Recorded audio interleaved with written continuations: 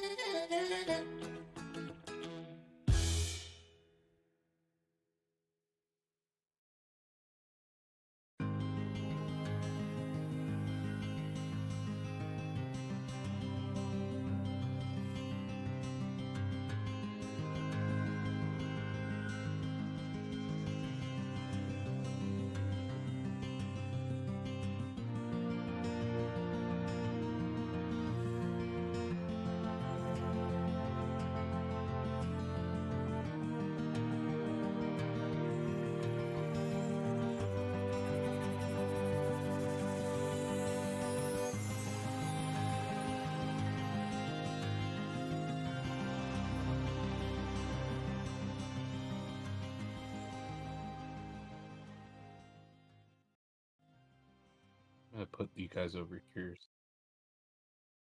Go, boom, just like that. Hello. Everybody out there on the internet. Surprise! We got a couple, it's like the Jetsons meet the Flintstones sort of thing going on here. It's the Jetsons meets the Flintstones of Wide World Electronic Sports, Blake. It's like you and I obviously got in some sort of time machine back in the Stone Age, and ended up here in the future with these Jetsons. We were driving around in our original Teslas, which were powered by our feet, instead of the sun. That was green, though.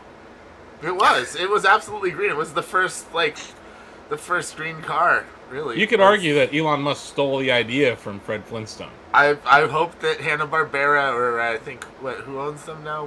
Warner Brothers? Do Warner Brothers own the Hanna-Barbera cartoons? I think they do. We're going to find out soon here. I think they do.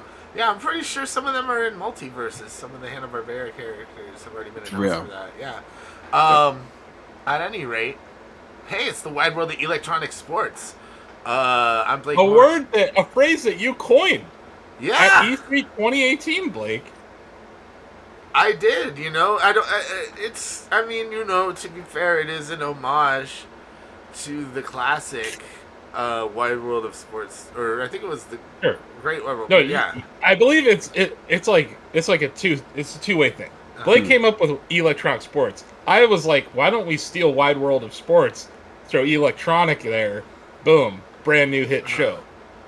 Step 3, profit. We're still on step 2. But we're here hanging out. Obviously, our good friends Rod and Bryan. Hello to the both of you. Hey, what's up, everybody? Hello. Super excited to be here. Tons of stuff in esports to talk about and break down, but gotta, of course, check in with everybody. I'm feeling good. How are you guys all feeling? Oh my goodness. I'm doing really well. Can't wait to talk some esports, but I think we got to talk a little bit about some hosting changes. Yeah, you may notice that not everyone who you normally would see on the show is here. Chris Gerard has actually stepped down from Shacknews. His last day was Friday, so his last show was last Monday. And Phil Visu, as he's known on the internet, if you're Googling him, or if you're on YouTube searching for him, or if you're on Twitter searching for him, he's definitely trending these days, was caught cheating on an episode of, actually multiple episodes of the hit Twitch show School, and came clean about cheating in the final, which was for $50,000, which that's a lot of money. tacos. You know, I know to some Twitch streamers, $50,000 is like, I don't know, throwaway money. But for the average American, the average person on Earth, $50,000 is life-changing. For the average Twitch streamer, $50,000 is more than they'll ever earn on that website. That's true. Ever. But, like, you know those, like, influencer types, Yes. Bryan. that's like, oh, 50K, whatever, no big deal. I cheated on 50, it was 50K. But you're right. For the average person, that's a year's salary or more. Yeah. And to cheat is basically one of the core tenets against being a good member of the electronic sports community. We value honor and respect of your opponents and for the games you're playing. It's not really fun to win a game when you cheat. Even if you get away with it, it's not necessarily fun. It's something that'll eat at your soul over time. So perhaps what has happened here and the repercussions for Phil will be good for him in the long run. I hope so. Because Phil brought an interesting voice to esports. He's a talented content creator. And we wish him the best, but you can't do that. Yeah. You can't do that and represent the Shacknews brand. So, sorry that we're not really leading off with the best news, but yeah, the show's gonna be a little different going forward. Also, our buddy Denny DVD is under the weather again, so please send your energy out to Denny. He had another issue, so I'm your replacement Denny for the week. So if you need help on the social media front, I will be a very, very poor replacement for our community manager. Yes, send Denny all your love and energy. Yeah, absolutely. He's a good dude. So yeah, Denny, we hope you get better soon, and we got your back, man. So don't rush back. We got you. Everybody, hands up in the air. Send them your energy. Big spirit bomb for Denny. Yep. All right. Well, but yeah, so that's some of the administrative stuff that we had to get out of the way, which I guess is why you guys called in the briefcase, man. No, it's not. There's actually some news that I may be able to help you guys talk about. Yeah, should we dive into some of this stuff? Yeah, let's get into it. Yeah, let's do it. Let's do it. So we got some Halo, right? What's the lead off? Yeah, Rodney, take it away. Sure. Well, this weekend, there was one of two events I was going to go to. What I ended up going to was Low Tide City, but then after a couple texts, a couple calls around, I actually almost scored a free ticket to go to this event. Oh wow! HCS Kansas City 2022, and $350,000 in prizes. Like I said, I've always been historically bad at shooters, a much better spectator, and at least from what I thought, this would have been the one to watch, but Lord Osif has a very different opinion on the overall integrity of this event. Was it just not competitive enough for you, or was it just a lot of just weird hiccups that you just didn't like? It's not that it's not competitive enough. I think all these players are great. Gotcha. The game itself is flawed, and it's got to be infuriating if you're a player and you're dealing with the hit detection that everyone has to deal with in this game. But I think really the big news is that Cloud9 lost, and they never lose a Halo. They've been dominating HCS for pretty much since it kicked off. Wow. So it's kind of weird to see them lose. They also lost by getting swept. In the 4-0. I was, which is also strange. I think it's telling of maybe something to come in the future. Is this a sign of a change possibly? Or is it just maybe a one-off thing for them? So I played a lot of Halo, and there's just some days when you're on. And some of these players for the Sentinels were just on fire yesterday. Royal 2, Snakebite, Frosty, all of them at times, they looked unstoppable. Snakebite with his battle rifle, Royal 2 was just amazing level control. And what's cool about Halo Esports, I guess, is that it's not just one mode. You have to play Slayer, you have to be competent at capture the flag, they play oddball, they play whatever it's called now, but territories. It's like crowd control. The domination mode. Yeah, it's one of those words. It's like a one-word thing that means territories. They were good at every single one of these things. And what's cool about the HCS broadcast, occasionally they'll tap into everyone's comms, so you get to hear the teams communicate with each other. I thought it was great to do during the grand finals because they would flip on the comms for Cloud9, and you would hear the panic in their voices. You know, like, it was not business as usual for Cloud9, which is very strange. But I really think it boils down to that's why they play the games kind of thing, where it's like you show up and sometimes you don't have your A game. And I don't think Cloud9 had their A game. Sentinels did. And they were communicating better, and the broadcast really showcased all that. I wouldn't even put an asterisk on this, because I think that Halo HCS knows what they're working with a Halo Infinite. Right. So there are established rules in place. But the first game of the grand finals, everyone's in the same room. Everyone playing this game was in the same room. A member of Cloud9 disconnected halfway through the first. Oh my god. It's like a technical fault, not the fault of the player disconnecting or whatever. Just Halo being a bad game. Wow. Halo Infinite being a bad game showed up and was like, hey guys, remember how I'm trash? I couldn't even let you get through this whole tournament without ruining the grand finals. But they have it in place. The minute they saw someone drop, they stopped the game. They marked down the score. They said, okay, I believe it was Stronghold. That's what it's called, Stronghold, which is territories. Yes. Or it might have been Oddball. But they're like, you need to get 55 more seconds to win. But it's weird, because you have to restart the game. Everyone has to get back into the game. It's all from the beginning, so if you had weapon control, if you had map control, that's all reset. And it happened at a time where it was almost like 2/3 of the way into the match to begin with. So it was just weird. And I saw that and I was just like, man, that's gotta be deflating. If on both sides, right? If you're on Cloud9, you're like, crap, this sucks. And if you're on the Sentinels, you're probably like, crap, we were kicking ass. Right. And they had weapon control. This was on Recharge, so that area with the energy sword. They were running roughshod over there. They had control of, I want to say it was active camo, right? Different games is either overshield or active camo down there. But when you spend 2/3 of the match controlling a map, and then you have to restart for no fault of your own, it's deflating for both sides. So I feel like that kind of took some momentum out of the sails of both teams, because you had to do the reset and all that.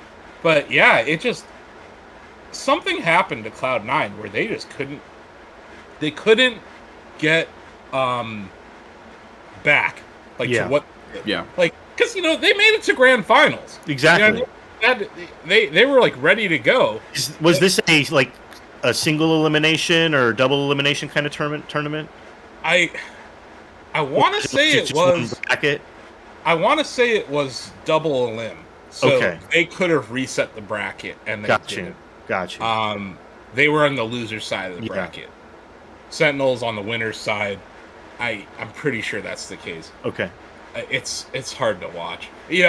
Last night I fell asleep on my couch because I'm old as fuck. I can't. I don't know. I was watching. It was a very long day of watching TV for me. I watched the Warriors play the Grizzlies, which was an outstanding game, and then I turned on Smash and I was watching. I think it was top 24 in Ultimate. Then it was top 8 in Melee, which is the best esport. Yeah. And then even without Zane, even without HBox, Axe was there. There were some really good players there. Yes, And you got to see some interesting stuff. But then after Melee, there was kind of a little bit of a lull. LTC, Rod, you can kind of confirm. There was a lot of downtime on that stream. Yeah. So, Low Tide City, not to... Of course, I think this event definitely deserves all the respect that it definitely works towards. But I certainly had a different opinion going into it. And now I think my opinion is kind of shifted. It feels more... And this could just be kind of how Texas is historically. I think the very nature of Texas' existence kind of, explains why this event is the way it kind of is. But they kind of live in their own little bubble here. And they're just we just want to do our own thing. We got our own commentators, our own production. That's a self-esteem problem, though, man. They called part of their event low tier city. I know, and that's for you. I was I never understood that name, never understood it. But weird, very strange. So my point is, I was watching all these things, and I saw a tweet from HCS. I follow them on Twitter, and I was like, oh, the grand finals are starting. I'm going to tune in. So literally 5 minutes in, I see that disconnect, and I'm like, this sucks. And then Sentinels was just running roughshod, man. The next map, I believe it was Slayer on Streets, and Blake, you know how that map can be. Oh, dude. Streets is rough. It's tough in the streets in Halo Infinite. Yeah. And you have like 3 kill alleys, and then you have like a couple sniper positions. So it was weird because you're watching Cloud9, who's like really good at Slayer. It's like one of their better events, and it was like 17-3 to start the match. They come back to take the lead, 32-30, and then Sentinels goes on this bananas run. And it's definitely led by Snakebite and Royal 2. And Snakebite is just like the positioning of these players was insane. I love watching Halo Esports because I do play Halo. I like Infinite. I obviously am vocal about the problems with it, but I get to see these strats like, oh, you can jump up there from that thing, and like the positioning of these players and how they were able to call out stuff. Yeah, they just controlled that map. And like once someone gets ahead of you in that, it's really hard to come back. Yes. Cloud9 did that, and then they ultimately lost. I feel like that was the last gasp for them. Like they're down 2-0, right? It's a best of 7. The next map was Aquarius, capture the flag, and they were so close. They were up 4-2. And Sentinels just goes on another run, definitely led by Royal 2 and Snakebite again. Which, it was cool to see all these different modes be played by, like, the top-tier players. Because, like, the way that they control their base, the way that they, I wouldn't call it camping, but they would control the opponent's base. You know what I mean? Like, where they're just standing there waiting for you to try to protect your flag. And then, like, they would wait to see at least 3 of the 4 people on the team dead, and then they'd make the move for the flag. And it's like, the meta in almost all the capture the whatevers in Halo Infinite is catch, you grab it, you throw it, you grab it, you throw it, you grab it, you throw it. So it was like this bucket brigade, right? Kind of style of getting the flag across the map. Yeah.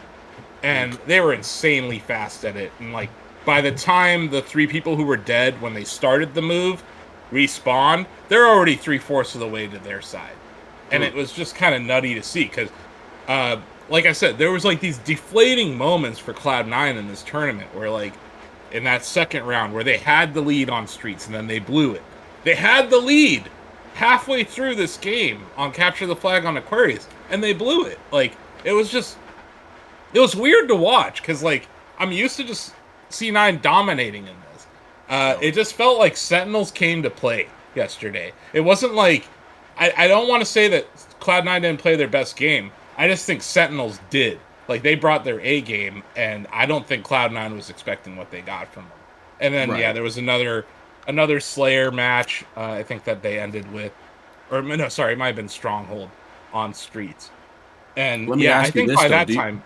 Do you think if they ran that set again, like, do you think that it'd be the same outcome, or do you think like maybe Sentinels was just a better team that day? I definitely think it's a that day thing, Rod. Like, I them, who knows, right? Like, maybe they had some weird barbecue the night before. Like, there's all sorts of reasons for like why you lose a game. Like, that's why usually did my the Golden excuse. State Warriors lose in 2016 to the Cleveland Cavaliers in historic fashion? No one will ever really know. Right? But it happened, and I will sit here and document it almost every time I can. But yeah, like, why did Sentinels come out that day and really just clock them? Like, who knows? It's the same thing with Smash, right, Rod? Like, we saw Gluttony versus MKLeo 2 weeks in a row, and we got 2 different outcomes. Yes. Same players, very similar character selection, very similar stage selection. What was the difference? I think it goes back to that any given Sunday kind of mentality. Yeah, no doubt about that. That's why they play the game. That's why esports is awesome, right? Like, you get these stories like that. Like what we saw last year with Dota, right? Like, completely unknown team, Cinderella story, wins the whole damn thing. I love these stories. I love seeing people come up in esports like this. What we're seeing with Spargo right now is amazing. You know what I mean? I know we're going to get to that here in a second. But, like, I love that stories are built out of these kinds of things and rivalries, because you better believe C9 is going to be grinding after this. Oh yeah, because this isn't Smash money, right? This is Halo money. That's a lot of money. $350K was on the line. Do you think this grand final snafu will hopefully put a little bit of a fire under the dev team to fix some of this shit? No. Look, man, do I want that to be the case, Bryan? But no, they're getting away with it. They just outsourced it. They can't keep getting away with it. They're outsourcing. They're outsourcing it. Yeah, they're outsourcing it to Certain Affinity. And Certain Affinity is a competent dev, but you're talking about a game that's been in development for what, 5 years. The multiplayer is really a mess right now. I don't think this esport exists if there isn't the prize pool behind it. Yeah, right. Without the money. Yeah, no org is going to sign up for this for $50K, right? When there's $350K, you know what I mean? Or you could be a PUBG team, or you could be a Valorant team, or you could be a CSGO team, or whatever. Yeah. Mm-hmm. Yeah. So Microsoft's their Go Gadget wallet is the only reason this thing's even an esport to begin with, right? And I think that they don't. It's not that they don't care. Someone at Microsoft has to care that this game is in the state that it's in. Yeah. Because concurrent players are dropping. I can tell you that my friend's Discord that we played probably for 3 months straight. We were playing this at least 4 days a week. We haven't played it as a group in over a month. Really? And the Steam charts show that. The concurrent players show that. So yes, I think it's bad in the long run, and they do need to address it. But I think that Microsoft's go-to model is just, well, we'll just put more money on the line. I'll give them credit. The production of the actual show is very good. It's the commentators are great. Yes. It's even in its state that it's in, Halo's fun to watch. It's always been fun to watch for me. I enjoy watching Halo esports. High level FPS play of any kind is usually pretty impressive if it isn't Valorant. But no offense to Valorant, that shit puts me to sleep. But yeah, so after this final happened, I was zonked out. And then I wake up and I'm like, oh shit, DeBuzz is fighting Spargo. Well, that's actually a great segue, because let's actually get into the Smash talk. I think that's enough of Halo. HCS Kansas City. No, but props to the Sentinels. Exactly. I was going to say congrats to the Sentinels, for getting that prize pool. That's a huge W. Huge, and taking a clean sweep over C9, also a huge W. That's not something to scoff at. A 4-0 sweep against what is considered the best. That's 3-0ing Leo. No one does that. You know what I mean? Yeah, that was a spanking. Congrats to them. But let's get on to Low Tide City. How is Low Tide City 2022? So Low Tide City was a different type of experience because, first and foremost, I think the water park meta in Smash is something that we have seen time and time again. First starting with Smash and Splash, and then of course some of that staff going over to Riptide, and now some of those people from Riptide working with some of the good people at Low Tier City to make Low Tide City. This event felt a little different. It felt like they just kind of lived in their own little bubble. I know I was mentioning that before, but I'll just rehash again. They're living in their own little bubble down there. They have their own homegrown commentators and, production team and everything. They kind of just exist in their own little thing. So it was nice to be able to kind of peek in and see how kind of they get the job done. But, not as many top players as we're, traditionally used to. And again, we can thank Uncle COVID-19 for that. We had to move Genesis to April, and then with Genesis moving to April, that makes Genesis, Pound, and Low Tide City all back-to-back weekends. Now, the community always says, we want to get tournaments back. We want these tournaments back. Boom, boom, boom. Well, you got 3 in a row. And, Genesis is Genesis. That's our Super Bowl. Got to go to that. Pound is a platinum, the first of, I think, 4 or 5 platinum events on the Smash World Tour. So that made perfect sense of why people went to that. But Leo showed up to Low Tide City, not to play, but I interviewed him, and he said, just needed a break. Just wanted to come and get some barbecue. And I told him, I don't blame you. There's a lot of great barbecue, a lot of good eatings down here in Texas. But he said about halfway into the event, he actually was getting a little uneasy and maybe a little jealous. He said he wishes he would have just buckled up and just played. I said, yeah, that's the inner competitor in you. I mean, I understand, the need to maybe take a break, and take some time off. But dude, Spargo just got this dub. Now, however, big shout out to Spargo, of course, FaZe up, do your thing, young man. But there's still always going to be that narrative attached to this event. Yes, but Leo didn't play. DeBuzz was there. Cola washed DeBuzz, as DeBuzz predicted in our interview. He said Cola always beats my ass, and Yeah. that happened. He's spoken into reality, unfortunately. Still love the buzz, though. Shout out to him. The buzz kind of clean, though. Yes, the buzz is nice with it, but Cola is a different beast. And, you know, Cola had to play Spargo in grand finals. Spargo went to losers by playing Mute Ace. Yeah. Mute Ace living up to that name of being kind of like that top player killer. He could just kind of come in and just beat your favorite player up and then go about his business. He had a hard time getting past Zamba, the Prince of New York. He just kind of let that bag fumble through his fingers. Somebody sponsor Zamba? Really? I want it to happen. Look, I even messaged Zamba. I said, I Zamba, need to sponsor this guy?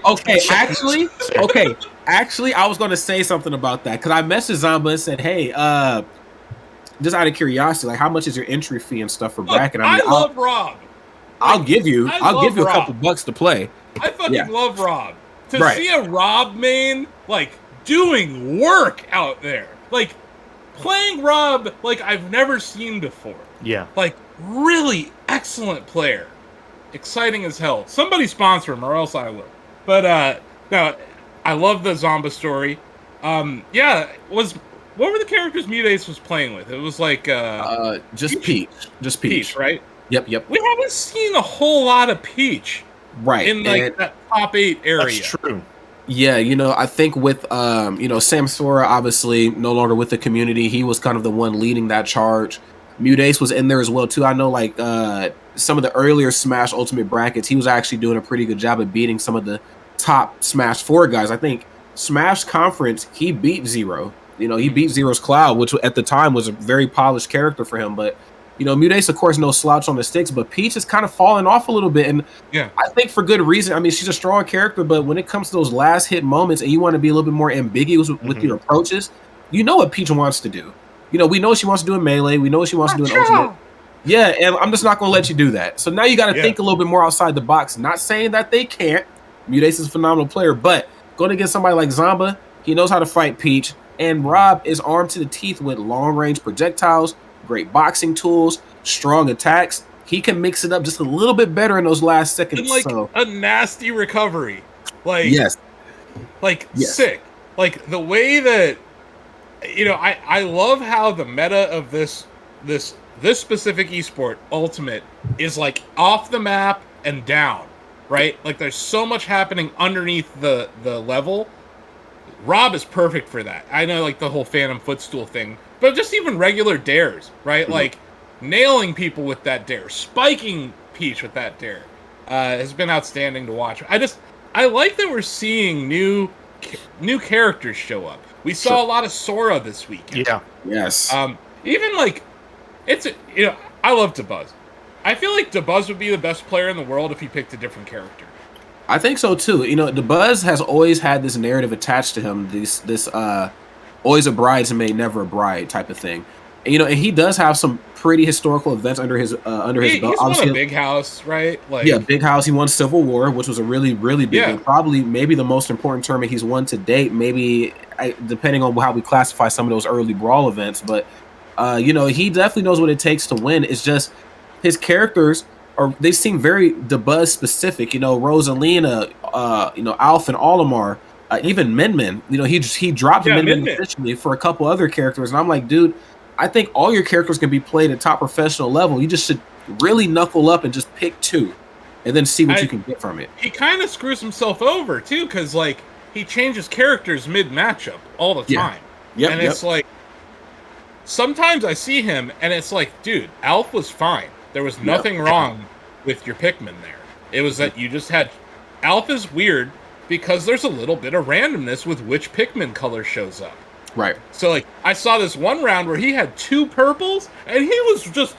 It was the most aggressive I've ever seen him play in my life. And I'm like, well, that's because you have 2 purple Pikmin, Like, I feel like that element of randomness to his real main, because like, when I think of him, he's an Olimar main.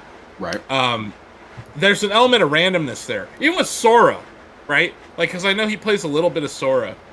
There's an element of randomness to which spell you're going to have, right? Right. Like, so I feel like he has these characters that, like, just don't... They're not consistent enough. Min being the one that is, but also kind of like the Dhalsim of Smash, like, there are counter picks. for Min Min, and like you have to just straight up back away when someone counter picks you with a character. Like I think Cloud just dominates Min Min. Yeah, Min Min has a really hard time recovering and stuff versus a lot of the other like top Roy. players, or Roy as well. A lot of other top players in his position. And so, Min Min, for the characters she works on, she works really well. But the characters that don't work, she gets beat up pretty well. And the Buzz is kind of in a really weird spot. It sucks to see him, in this position. I would like to see him win some tournaments. I was a big fan of the Sora at Pound. I commentated him versus Gluto, and I completely spaced that he was even playing around with Sora. And the Sora almost made me question, like, yo, maybe if we had won this character game 1 and 2, we might have actually won this set. But Alf and Olimar, I get it. That's just a part of his branding and is what he knows best. Now, you brought up another really good point about Gluto, the whole like top player burnout and just, everything else kind of coming of that. And, this just the ability to kind of learn on the fly. Gluto, of course, lost to Leo at Genesis.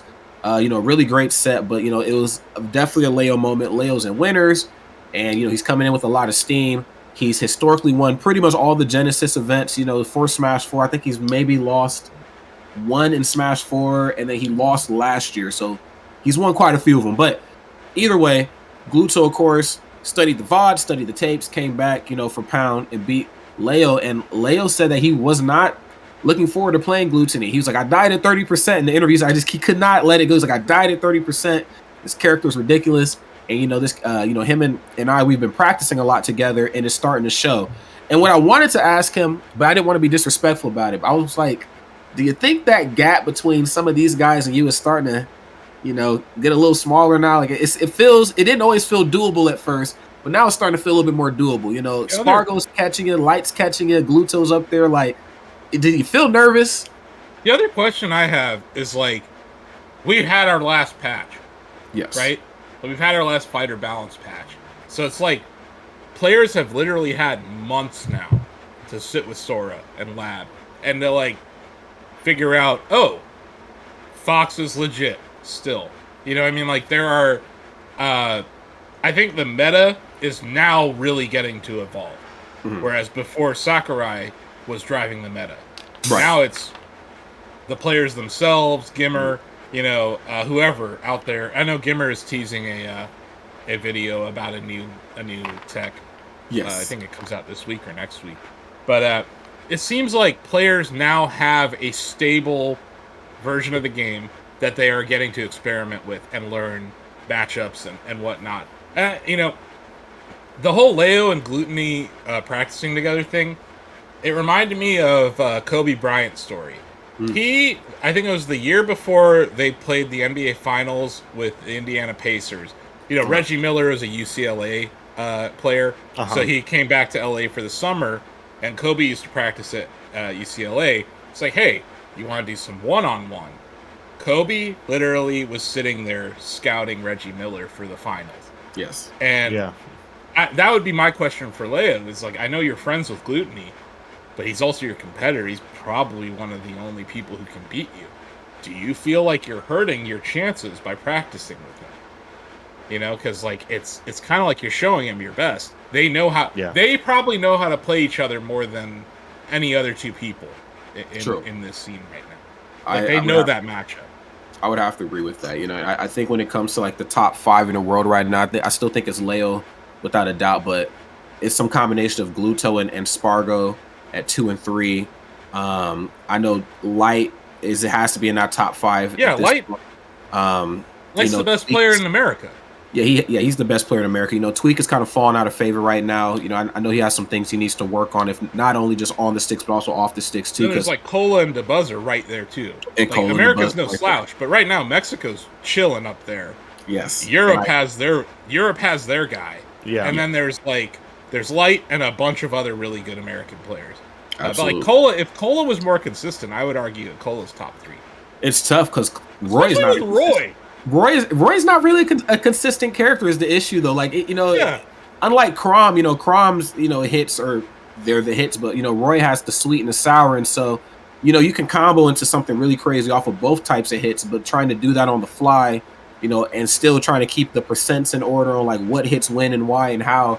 it's tough. When things are going really well for Roy, he looks like the strongest character in the world. We've seen Double Edge Dance kill people at absurdly low percents, at the ledge. But when things are going bad for Roy, things are just going to go really bad for him. And it's also that when Cola plays aggressively, he is almost unstoppable. It doesn't matter who you pick against him. Like, the way he plays, and it's that off the map, being aggressive, down airs, spiking people. When Cola is on that kind of a flow, he's almost unstoppable. I think we saw him do that at maybe like CEO most recently, right. But like, I love watching Cola play. I think he's like really fun to watch, and it's like he's another player where I'm like, I wonder if he picked a different character, if he would be better. And not that he shouldn't be that character or anything, but like there's just some characters. There's some players who pick characters where I'm like, someone you didn't mention, and I know it's because he hasn't been really placing much, and he hasn't really been going to many events. But Esam, as like a preeminent Pikachu main, like where does he fall in this? I know we don't have a Panda Global rankings. Maybe we should have like a bargain bin rankings on our own show. The Shacknews bargain bin rankings. I'm about it. Esam is just he has a lot of that old man game in him too. So he's kind of like Kobe Bryant. He can kind of scout out options, and then he also has the fact that he plays Pikachu, and no other player in the community plays him at his level. Yeah. That can kind of back him up too, and so it's tough. I know none of the top players want to play Esam. Yeah. I know that for sure. Like they know, like they're gonna work for their money versus Esam. You can go pull every Smasher out there. They'll tell you Pikachu's still broken. Oh yeah, it's not a great character to fight. Yeah, none of them made Pikachu because they don't know how to do it. Like Esam really, it's like Pikachu's a quirky character, very light character, but like also short, able to duck some things, able to like very unique moveset. I think it's interesting. Like Esam hasn't really made much noise in the last year, and it seems like maybe with some more consistent effort from him, because he wasn't at LTC, he was at Genesis. Yes, he was at Genesis, wasn't at Pound. Pound. That could just be like the Panda Global thing. I know obviously him and Mars and Waddy, they're all on the same team, but I think just in terms of like legacy and lineage, I think Esam's in a little bit different of a position. He has a little bit more skin in the game over both of them, and so he's always going to choose. Well, I don't know if he's always going to choose this, but like I think 10 years ago, trying to convince Esam to stay home, it would have been like pulling teeth. Now, since he has the misses, what I'm saying, they were kind of building a family, I would imagine, out there, and then on top of that, he makes a lot of money creating content, probably more than most people's favorite player in the community overall. He's like, what, I can kind of stay home at this point. But I would like to see more of Esam. I don't want him to fall out of favor. I don't want people to forget about him historically. He's one of the nastiest players to ever do it.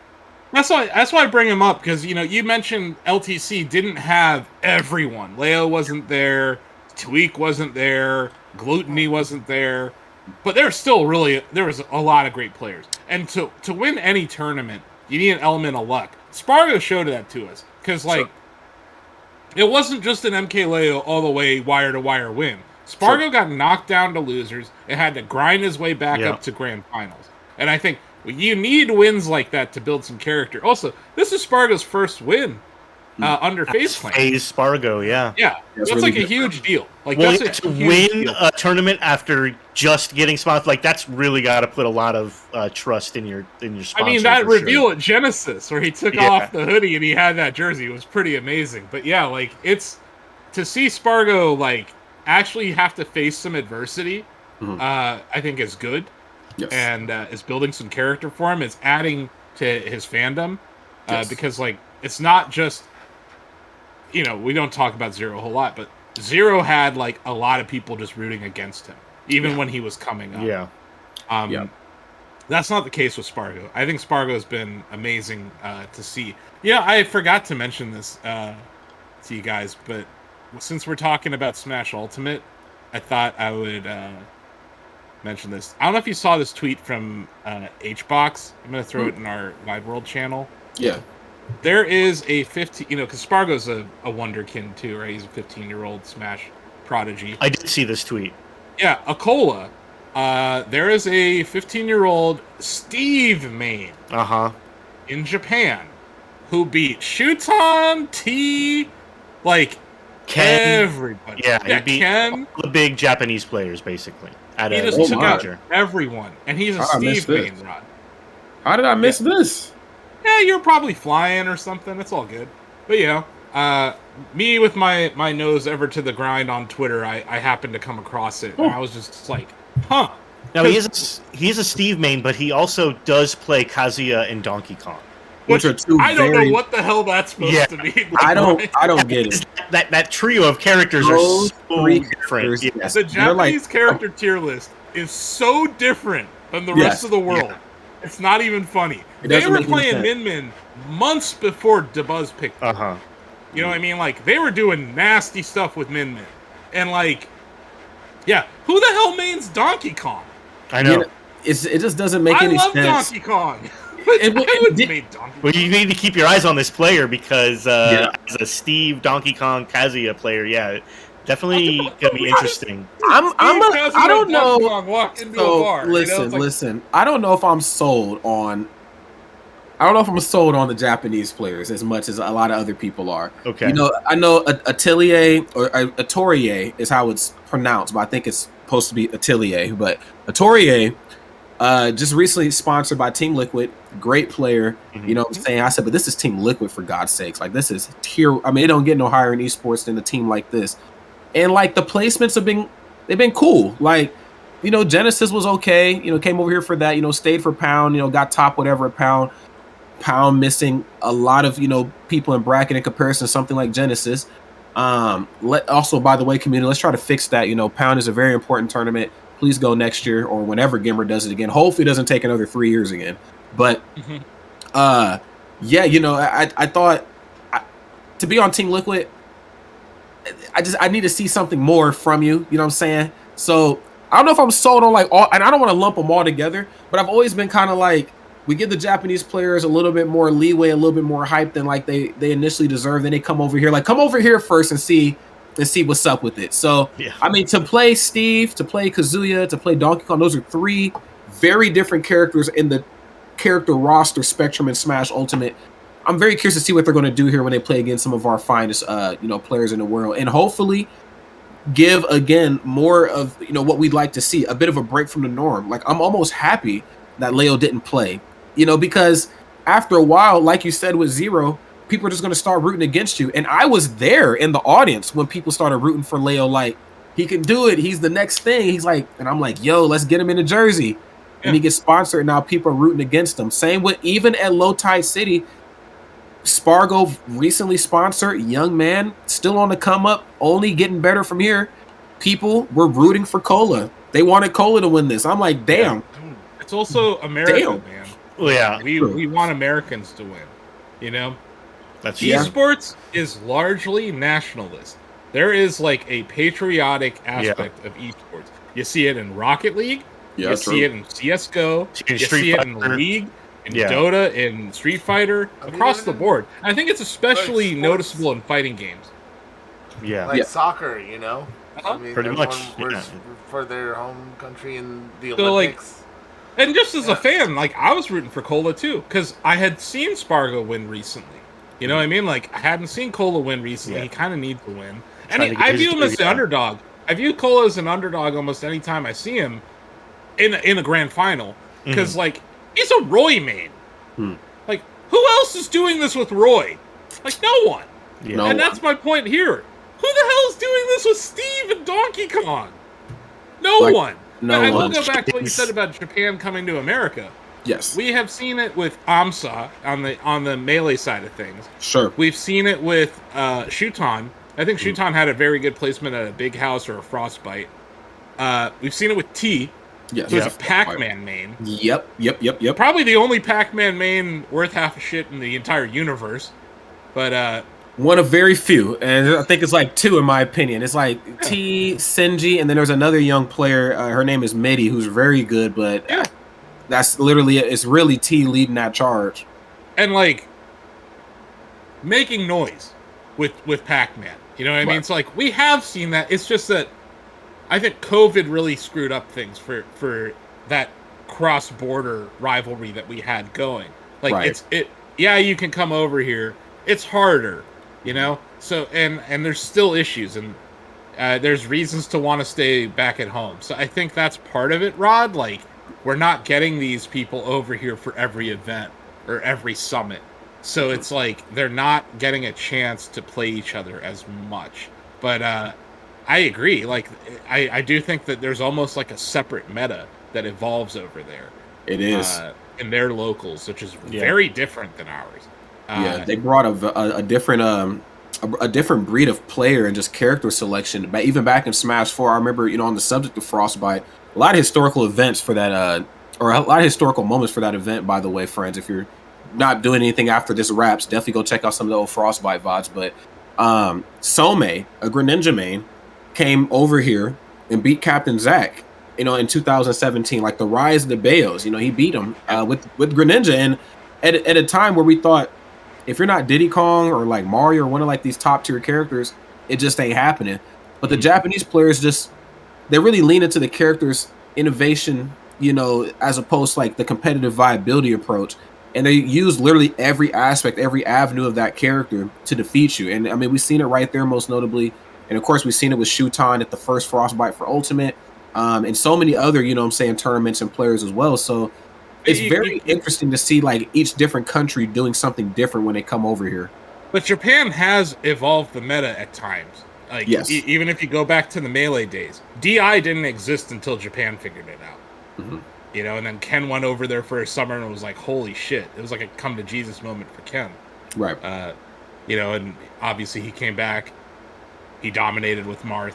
Yeah. But yeah, like, I think there's times where, because Japan thinks so differently, they unlock aspects of the game that maybe Americans or Europeans hadn't even thought of. So I think that's why it's so important to have a guy like Gluttony, who is a Wario main.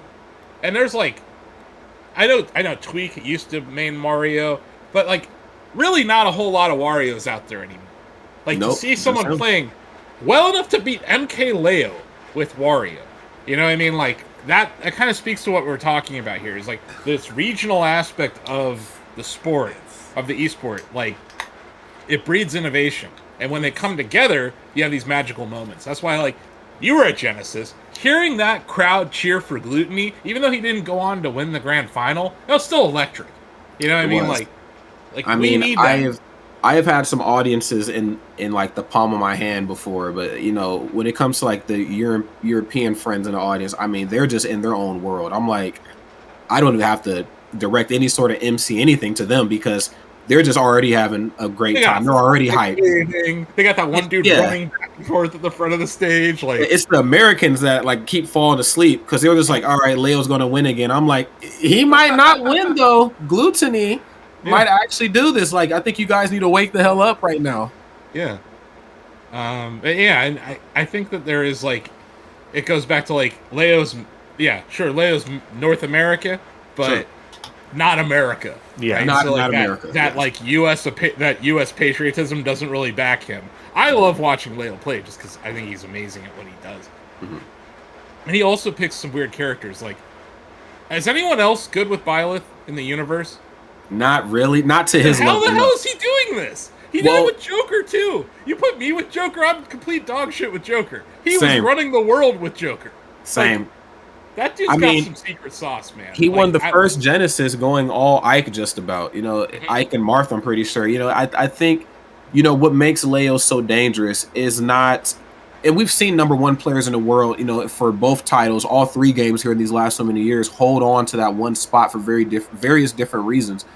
Zero, obviously, he just was never losing, and he just became very impossible to fight after a while. Then DLC happened, and again, not to give any excuses or any jobs, but DLC was very heavy for Smash 4, and, Zero just couldn't keep up. But here we are in Ultimate, and I think what makes Leo, the number one player that he is not only his ability to win, but his ability to, hit the drawing board. Yes, I might lose a tournament or two, but I'm going to come back stronger. He's like almost like a Super Saiyan, if you will. He's like, I get stronger as I lose. And, I touched on that in the interview. I said, I think just because you don't win all the time, I hope that, you know, you don't take anything away from yourself of being the best in the world. I know you wear that proudly, but I think what makes you so great to watch is that, okay, boom, I got my ass beat. Okay, all love, fist bumps, boom. You hit the drawing board, you run that same matchup again, and it's a completely different Leo. Now, what's starting to happen, though, is that there are players who are doing that to him, like Glutony. Like, okay, you beat my ass just 7 days ago. 7 days later, here we are in Maryland for Pound, and I got your number. Glutony was on winners, though. He was on the winner side of things. Yeah. So, you know, obviously Leo would have had to fight, you know, another set of, you know, trying not to get wafted, which is a mental game within itself. But yeah, for real. Yeah, I thought, you know, the fact that the community, like you said, is starting to learn and adapt at a level that Leo is really good to see, because of that, we're seeing more players step into the fray, but not only just more players, but more characters too. Because I'm gonna be real, I can't do another 2 years of just Joker top 8s. Like, I got to see different characters. I'm gonna lose my mind. Yeah, I love it, man. I love seeing Rob in top 8. I'd love to see some Steves doing some damage. I think, you know, I like seeing Star Fox back in the meta. Like, I'm happy that Light's playing well. And it seems like Light's in a good place, you know, just from where he was when he was on Rogue to now. Yes. It just seems like a different player, a more motivated player. Yeah, he is. Yeah, he and yeah, like it's just cool to see that things evolve like this. And yeah, the meta's still changing, but yeah, it's really funny to see Leo pick these characters that like no one else thinks. I remember, like, you remember when Byleth was announced? The hate, just the waves of hatred for the announcement, and now like the best player in the world is just running roughshod with that character. Obviously, he pulls out Aegis sometimes. He still has Joker sitting there in his pocket. He does still have the Joker. I mean, he has a lot of very strong. Pretty much, if the character plays something sharp, like if they have a knife or a sword of some sort in their hand, there's a good chance Leo's probably going to play him. And I think, you know, his ability to kind of dig deep into different matchups and play them all at pretty much the same level of play is very astounding to see. You know, I mean, we see other players like the Buzz, you know, play characters where some kind of feel a little bit higher than others. But like, if I took, you know, like for instance, Leo's Cloud or his Aegis versus his Joker or Byleth, I honestly couldn't tell you which Leo character combination was going to win that battle because they just seem all evenly skilled. You know, Rod, when you were interviewing MKLeo, did you get a chance to ask him about the bottom bracket strategy? I did not. What is the bottom bracket strategy? MKLeo seems to employ a strategy of like coming up through the bottom bracket and then resetting everything at the end to take everything home. Oh. You know, I didn't ask him about that, but I have thought about him going to losers and like going on these crazy runs. The most notable one here in the last so many years would have been Frostbite, that first year for Ultimate, where Prodigy just beat his ass. And the last Evo, or last Evo as well too. Evo and Frostbite were the biggest two, and you know, he came back and did it. You know, and we've seen crazy losers runs before. You know, we've seen that. We've seen, of course, Mango. Every damn thing. Nairo at SmashCon 2017. You know, made a crazy run through top 24 all the way to 8. I think Zero Big House 5 was the first like really historically big one on a stage like that. And then, you know, we've seen it happen a few other times. But you know, for a game this new, for a meta this fresh, the fact that he can do that early meta, middle meta, here we are, you know, almost 4 years into Ultimate, still doing stuff like that, I think just really speaks volumes to his character. It's crazy. I don't think he loses intentionally, but no, he has like a different gear in losers bracket. Like when that dude plays differently when his back's up against the wall. Like that grand final of Evo 2019 versus Tweak. It is the most inspiring Smash Ultimate play I've ever seen in my life. Like, dude plays out of his mind at the moments that he has to, and I think maybe sometimes he was comfortable because if you can correct me if I'm wrong, like was it like the round of 256 at Evo that he got knocked down to losers or something? Like it was something early, like that. Very early at Evo. Because I remember we were still in pools, and I just remember like a murmur going around the entire floor, and everyone's like, "Leo just lost." We're like, "What?" And like, but it's undeniable when you do that, the better players are fighting each other in the winner's side. So like, you know.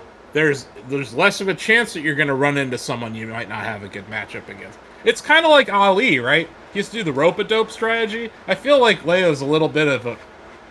I don't want to say that he's not intentionally doing it, but I think there might be like maybe an overconfidence when he's on the winner's side, and then like this ridiculous next gear that he goes into on the loser's side of things. He's a rope-a-doper. Maybe a little. That's all I'm saying. Maybe a little. Bit of fight or flight. I think we should move on from the professional Smash scene into the collegiate Smash scene for a touch. I know you wanted to talk. Who won the Melee tournament at LTC? That's actually a good question. I didn't watch any of Melee. I was actually trying to find barbecue. There was no Zane, there was no HBox. HBox had a family emergency, and also shout out to Mango. He posted about seeking help for his mental health issues. He might not be 100% right now. Arizona native Axe won. Axe won? Melee. Axe won? Nice. Yes. That's a Pikachu main. I thought Axe lost. I think he got third. Yeah, I thought he. Hold up a second. First place, Tempo Axe. 5 wins, 0 losses. Oh, son of a bitch, he won. This is what I was talking about with the whole falling asleep on the couch part. Yeah. Well, it's the Axe for sure. However, I mean, his player competition was notably lesser than some other tournaments, so he might have had an easier run to this grand finals, but like you said, winning any of these tournaments is not an easy thing. No, it's not. Do you think, before we move on, Brian, this is just a question. Uh-huh. Do you think if it was me versus Spargo that I could even get 1% off of him? 1%? Yeah, I think you could. Really? just With my main, Kirby. With Kirby? I don't know, man. I truly don't know.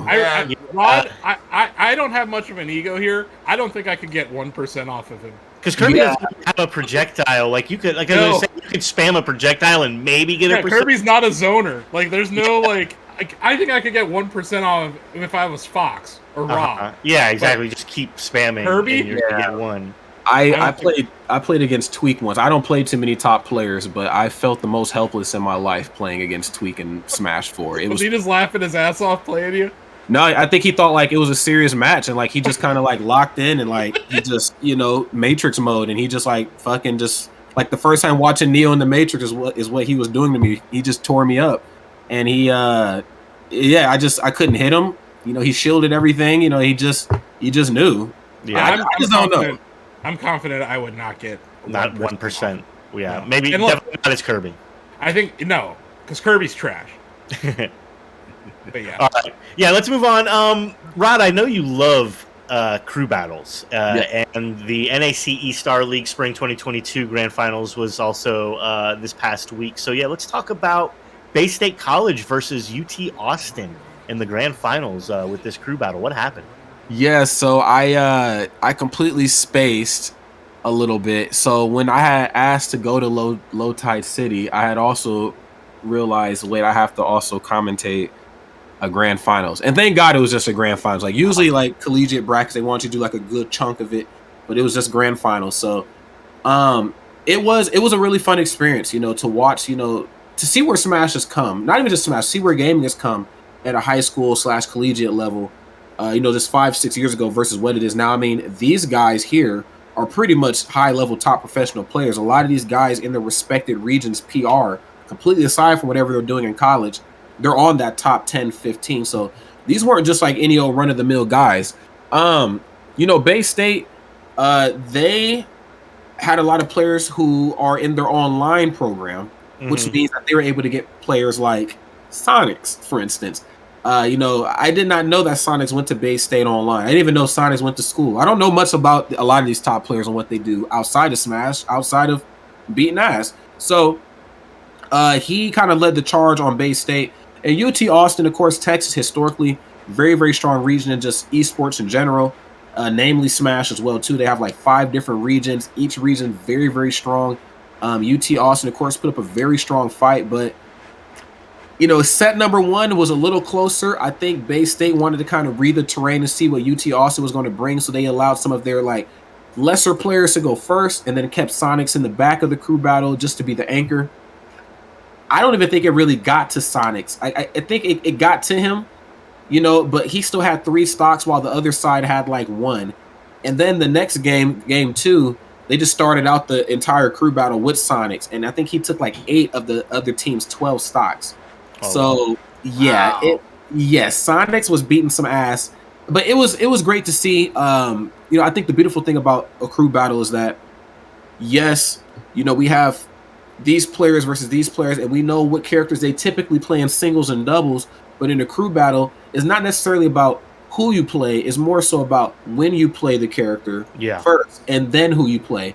Because I could play a character like, for instance, I could play a character like Marth to kick off a crew battle. But if my opponent is playing a character like Min Min, or a character that's going to zone me out, I'm going to start this crew battle off really whack for my others, for the rest of my teammates. They're going to have to clean up a really big mess. But if I play maybe a pocket character, a character that can maybe zone Min Min out, or maybe keep up with her at least, that might cushion the blow a little bit more.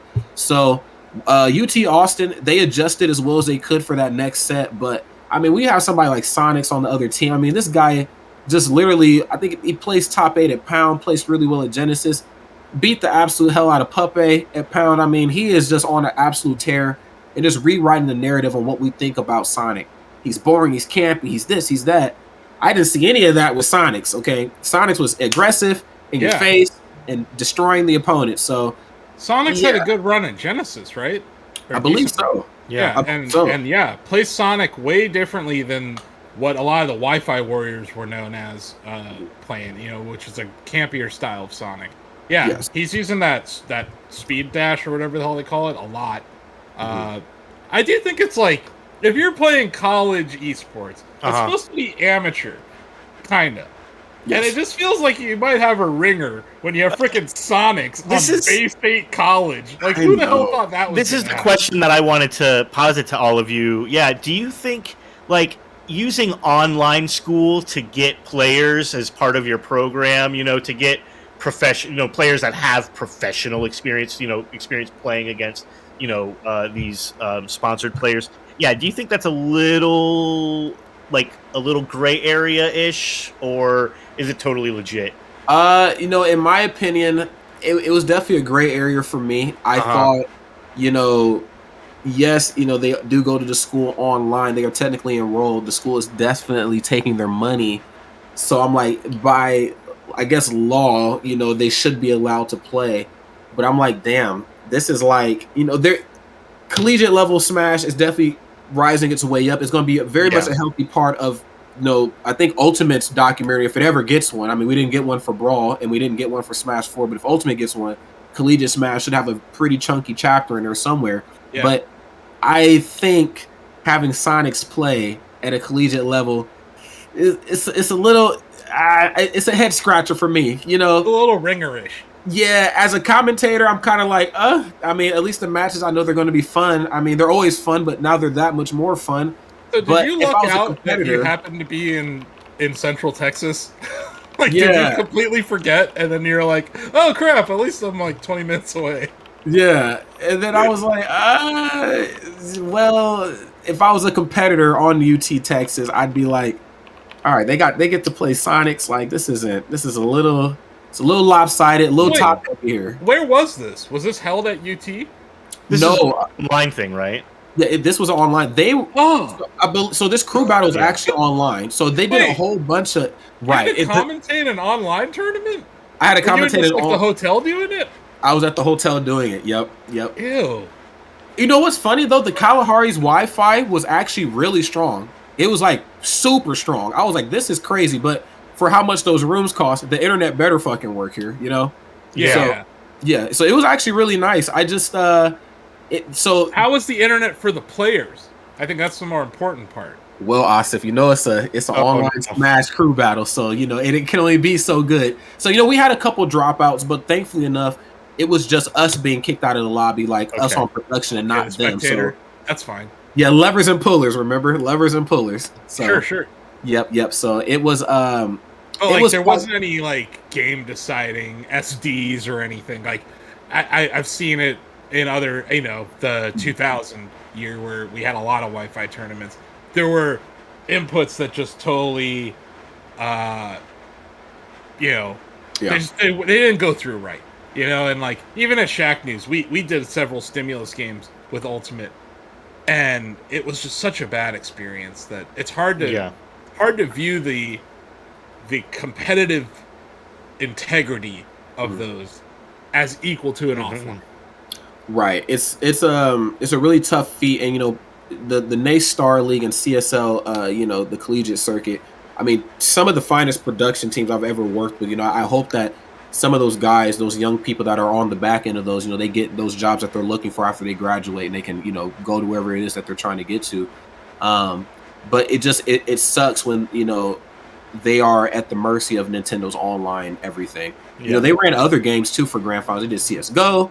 I believe they did Valorant. They did a whole bunch of other games, but I was like, look, if you were having a good day with those games, it's about to go upside down now that you got to do Smash. But my friend Dakota and I, we gave it the best, try we could. I have a sinus infection right now, so I sound like Fran Drescher from The Nanny. But, we gave our best performance the best way we could. But, no matter what, it's just Ultimate Online. But the players seem like they had a lot of fun.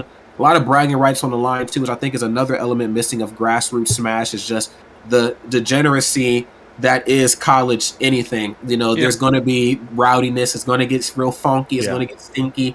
But you know what, though? If there's ever an environment to do it in, you should do it in the collegiate environment. I think online play makes all the sense in the world for collegiate esports. Yes. Yeah. These players, they can't really afford to travel, so it's not like... And there's no school that's going to be like, yeah, we'll pay for a Smash team to go to Texas for the weekend. Like, that's not happening. So, like, we've seen it with Collegiate Rocket League.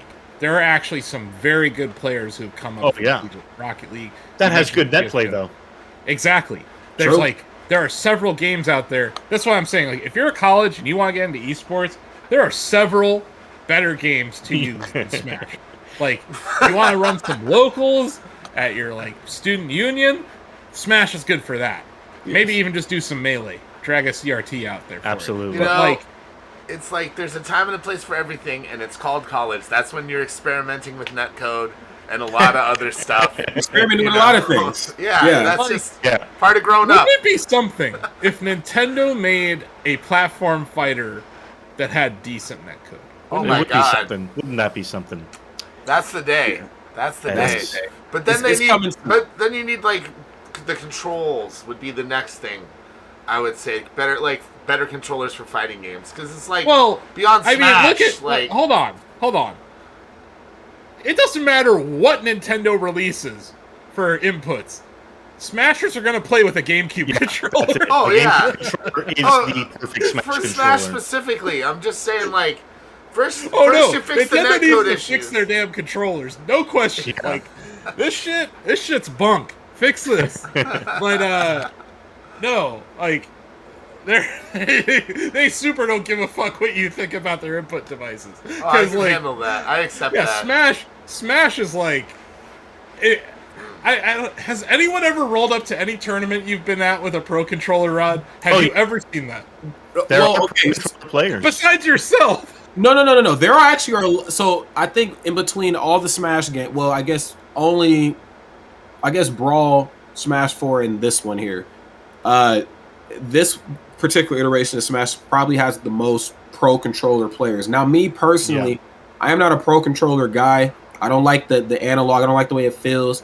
It's a much longer journey for the analog to reset itself as opposed to the GameCube controller, which I have half my life, ingrained into my brain. Probably longer than I've been playing the piano, I've been holding a GameCube controller. So, I have that ingrained into my DNA at this point. But people do play other controllers. I've seen some, I'll be honest with you, Asif, I've seen some very wild controllers. I've seen people use the fight stick. Yeah. I've seen people use... are becoming popular now. Yes, I've seen people use I'm being dead serious. I've seen people use the GameCube controller that's also like your keyboard here. Keyboard. Yeah. Keyboard one. I've seen have you seen the Resident Evil 4 chainsaw? Yes. The GameCube? Yes. Yeah, nice. The Congos. I've seen also the Rock Band. The Donkey Congos? Yes, the Rock Band piano. I've seen that for Dragon Ball FighterZ and Smash. Yes, it gets weird at some of these tournaments. Guitar Hero controllers. Yeah, you'll see it all.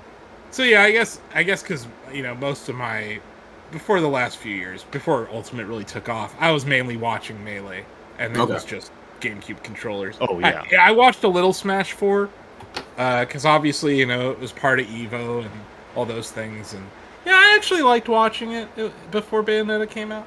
Yes. It was because there was like variety. Like to me, I like seeing various characters being in play. But yeah, I just think esports in college. Yeah, you may want to stick to better netcode than Nintendo games. Probably. Yeah, and it's tough because I think at a local level, Smash is probably the most played game like everywhere in the world, and so they know like numbers wise, okay, if we need to run something real quick, just ask a bunch of Smashers to come through and do this. But then it's like, oh wait, these guys are actually really good, and they want to take this to the next level, but we don't have money to take them anywhere. Damn, we got to do this online. Shit. Damn. So now they're in like this really weird spot, and that's always until Nintendo gets involved and fixes their netcode, and obviously drops a little bit of money on a circuit or whatever's coming out. Like we're gonna suffer with.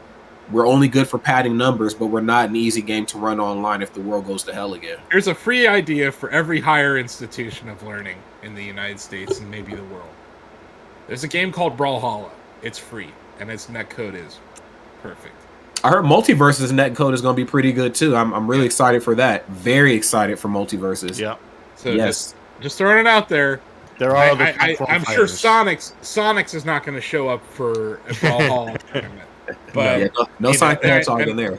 And that's part of the problem, right? But I don't know. If I were back in the 2000 shutdown, I'm surprised more Smashers didn't jump over to Brawlhalla because that game has money. Like Smashers love their game.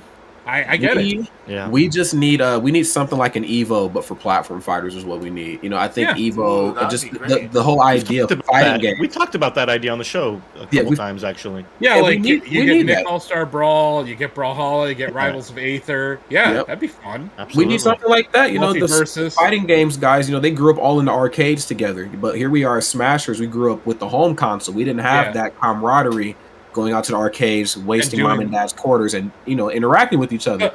But I'm like, conversely though, Rod, like you had weeklies. We also have weeklies. There weren't weeklies for FGC games in the arcade. Like it was more just put your quarter up and you would try to stay there as long as possible, kind of thing. So it's like a different era. I agree with that. But yeah, I like that idea, man, of an Evo for platform fighters. The problem with that is so many of the players would be signed up for like every game that it would take forever for all of the pools to get finished.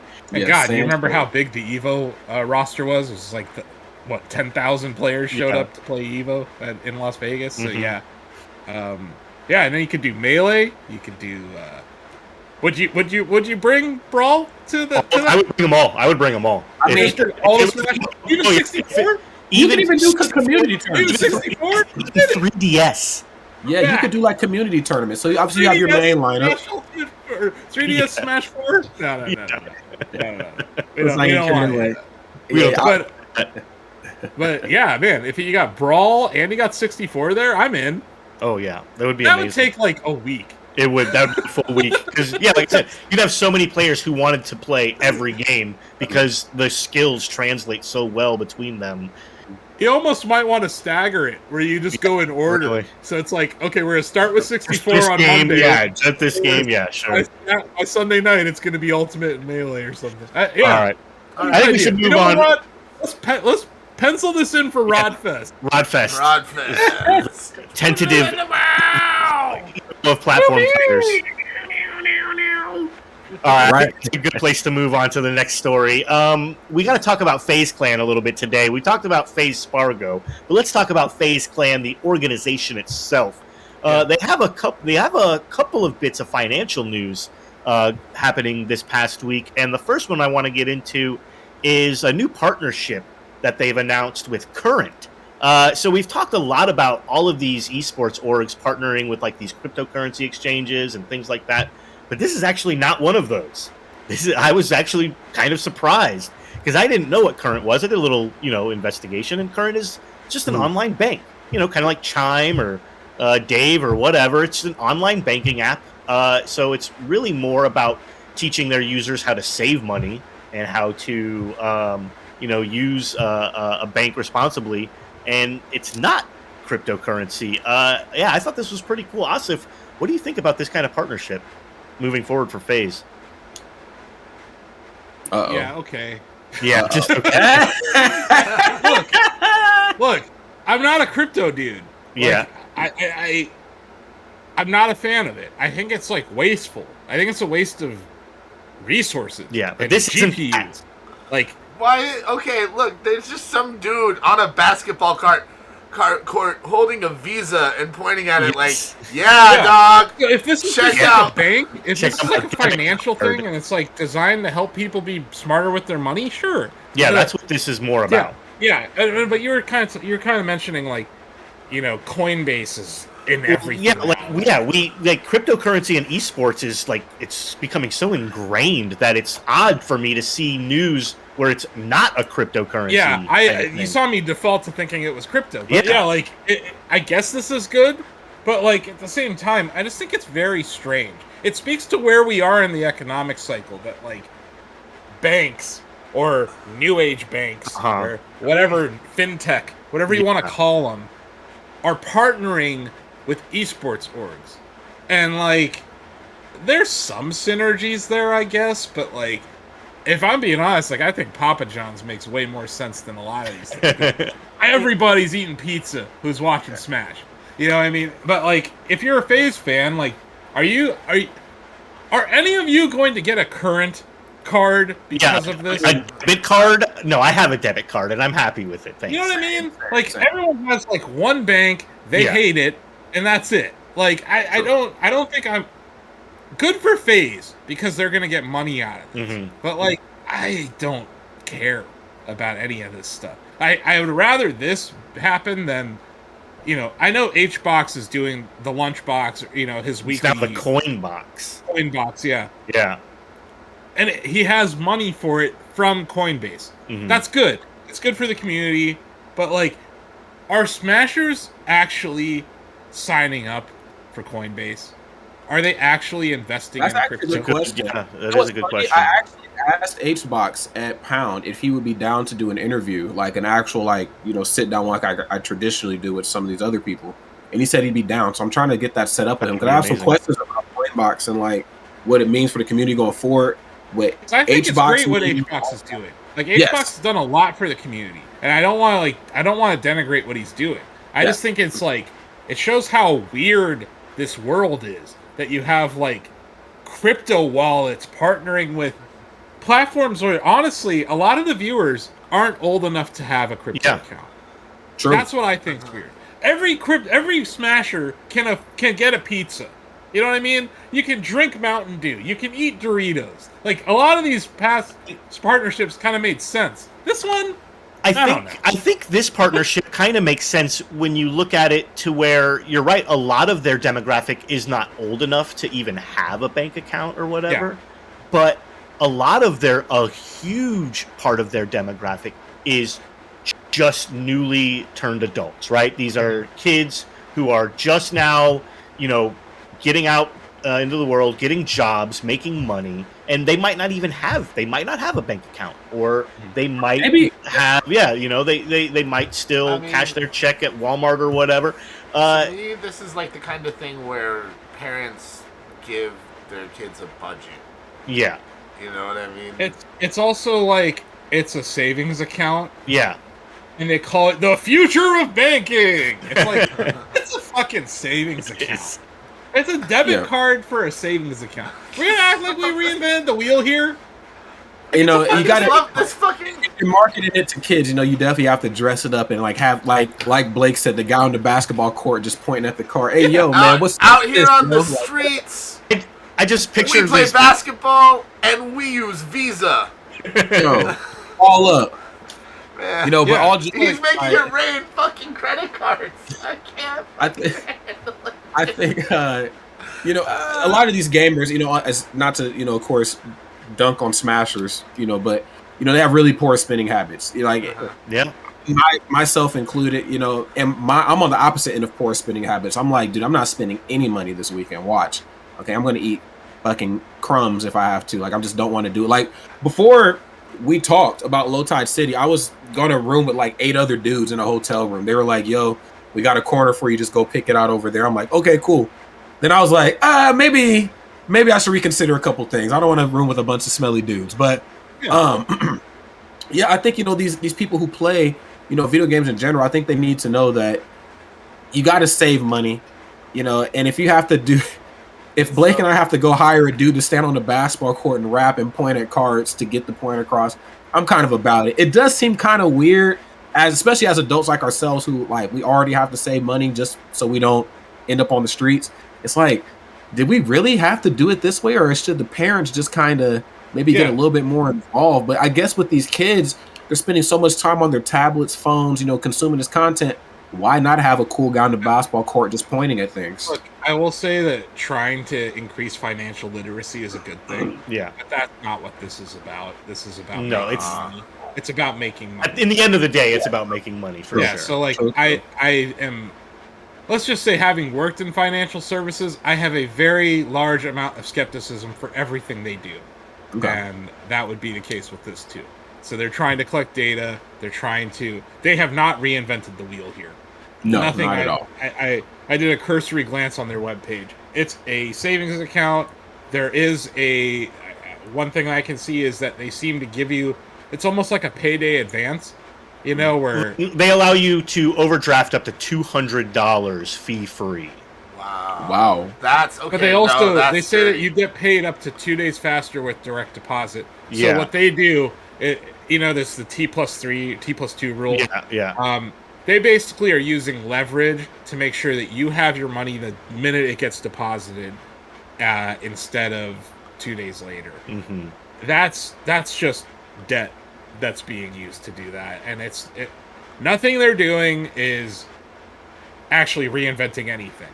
But no. I guess that is something. If you want to get your paycheck and have access to it immediately, that's with a brand new tap to pay debit card, bro. Who the hell even uses cards anymore? Those are Pokemon cards, Rod. This is your card now. Isn't I don't have a lot as well.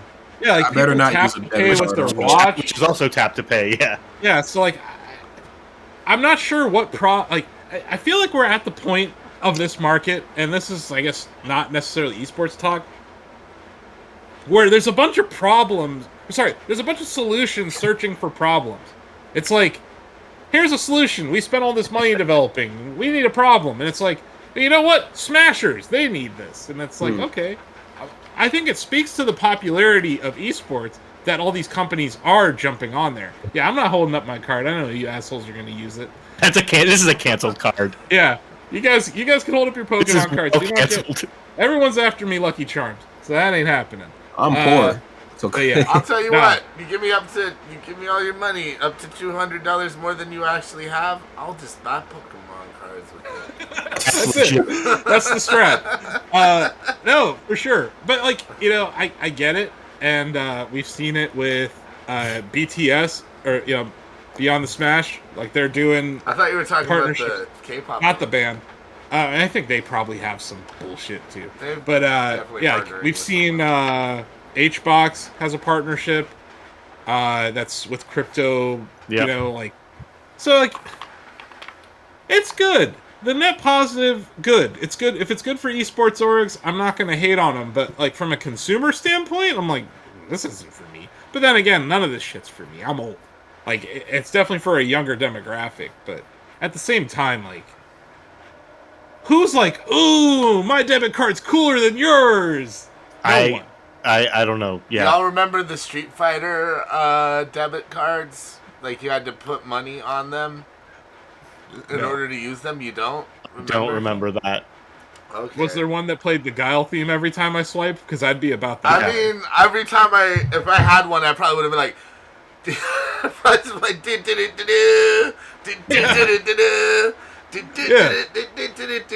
then oh man, my bank account lost again. Come outside. Go my home and be a car's all family smashed man. up. Oh my car! Oh my car! Oh my car!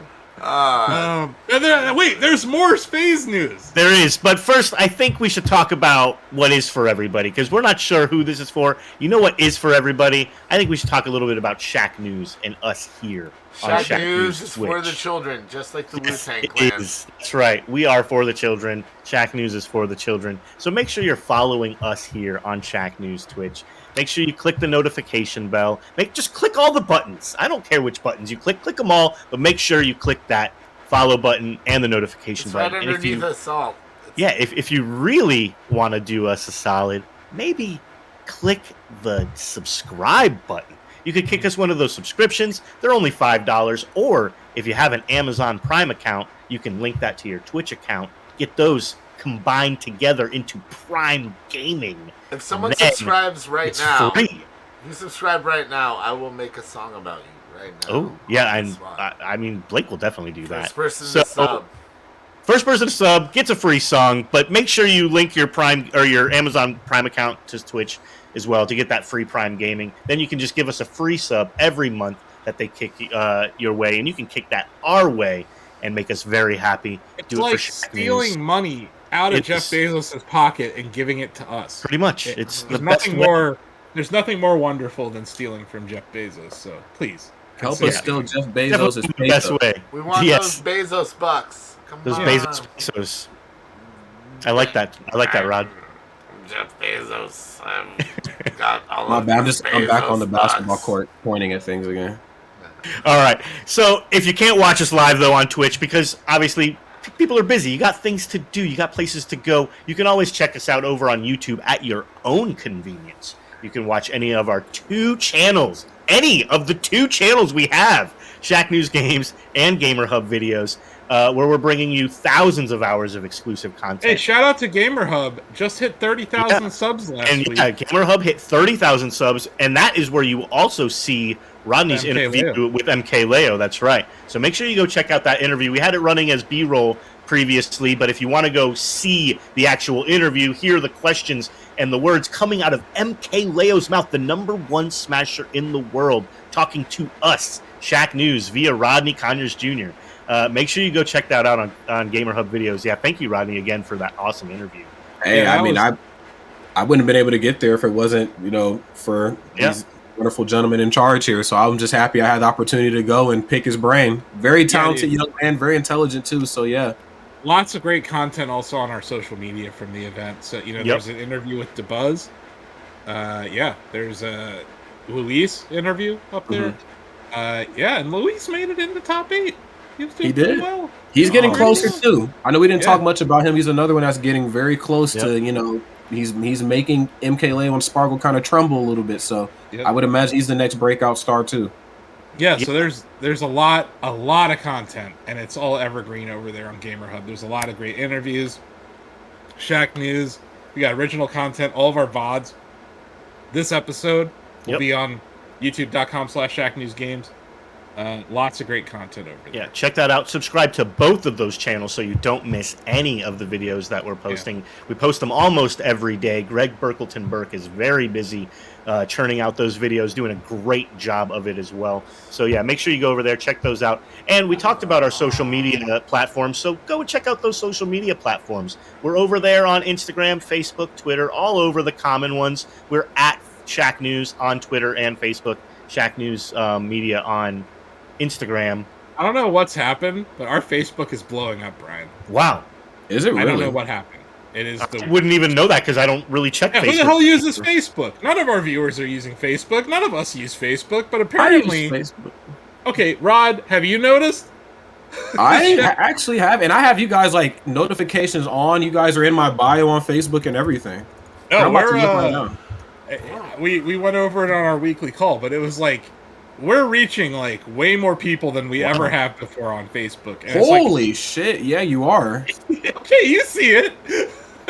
That's cool. I don't know what happened, Rod.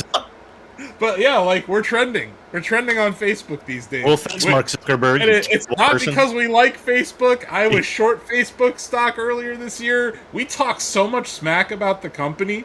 Well, about Zuckerberg himself, you've talked about him on the dump at length numerous times. Yeah, because not good things. Not good things. pretty corrupt company there. So Yeah. it's just kind of funny. Like we've just been doing our thing. You know what they say? We take say? those. Yeah, we do. We're taking it. But like, I know that people who watch this show are probably not on Facebook at all. But I thought I'd let you know that our Facebook's blowing up. We take those. We love it. Love to see it. So yeah, make sure you check us out over on Facebook. Of all places. Shacknews of all places. And yes, check us out on Twitter. Check us out everywhere. Give Denny Von Doom some kind words, some good energy. He definitely needs it. We would love to see that from you guys. So make sure you get engaged with us over on Instagram, Facebook, Twitter, all of those places. But yeah, make sure you give Denny Von Doom some nice words, good shout out, some good energy.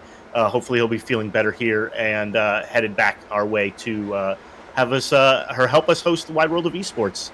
But yeah, we have our own social media platform as well, though we like to talk about, and I'll let Asif talk about it because in a way, it's our own esport. It is our own esport. That's right, and that's Shack Pets. Yeah, Shack Pets is the ultimate battle for cuteness. You can upload your pet pictures. We have no limits. You can upload as many as you want. It's a dedicated platform for pet pictures. We now have several screens. There's the latest pet screen, which just shows you what's been uploaded lately. There's the vote screen where you can vote for whose pet picture is cuter. There's the challenge screen. If you happen to have a pet and uploaded a picture, you can challenge other people's pictures to a cuteness battle. It's basically the ultimate battle for cuteness. It's the best app ever created. We've been working on a ton of updates for it. I think the Lola's birthday update that we shipped last month, and the kind of end of March, beginning of April, depending on what platform you're on, I think it changed the app forever. Usage patterns have changed. It's exciting times over on that app. We're not really marketing it a whole lot outside of just on our own organic channels. We have over 1,100 images on the platform now, which means that there can be over 1 million matches. Because 1,000 times 1,000, so there's now well over 1 million matches available on the platform. A lot of people are swiping every day. We've had some new winners. We've had some returning winners. Occasionally Lola shows up and smacks some people around and reminds them who's really in charge. Sometimes I win Shacknews for the week. Sometimes Blake Morse wins Shacknews for the whole week, and we talked about it.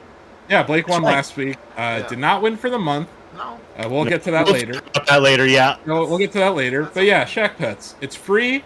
It's on Android and iOS. We're updating it basically every month. We're working on making it better. We have a plan that will get us through the rest of the year on it.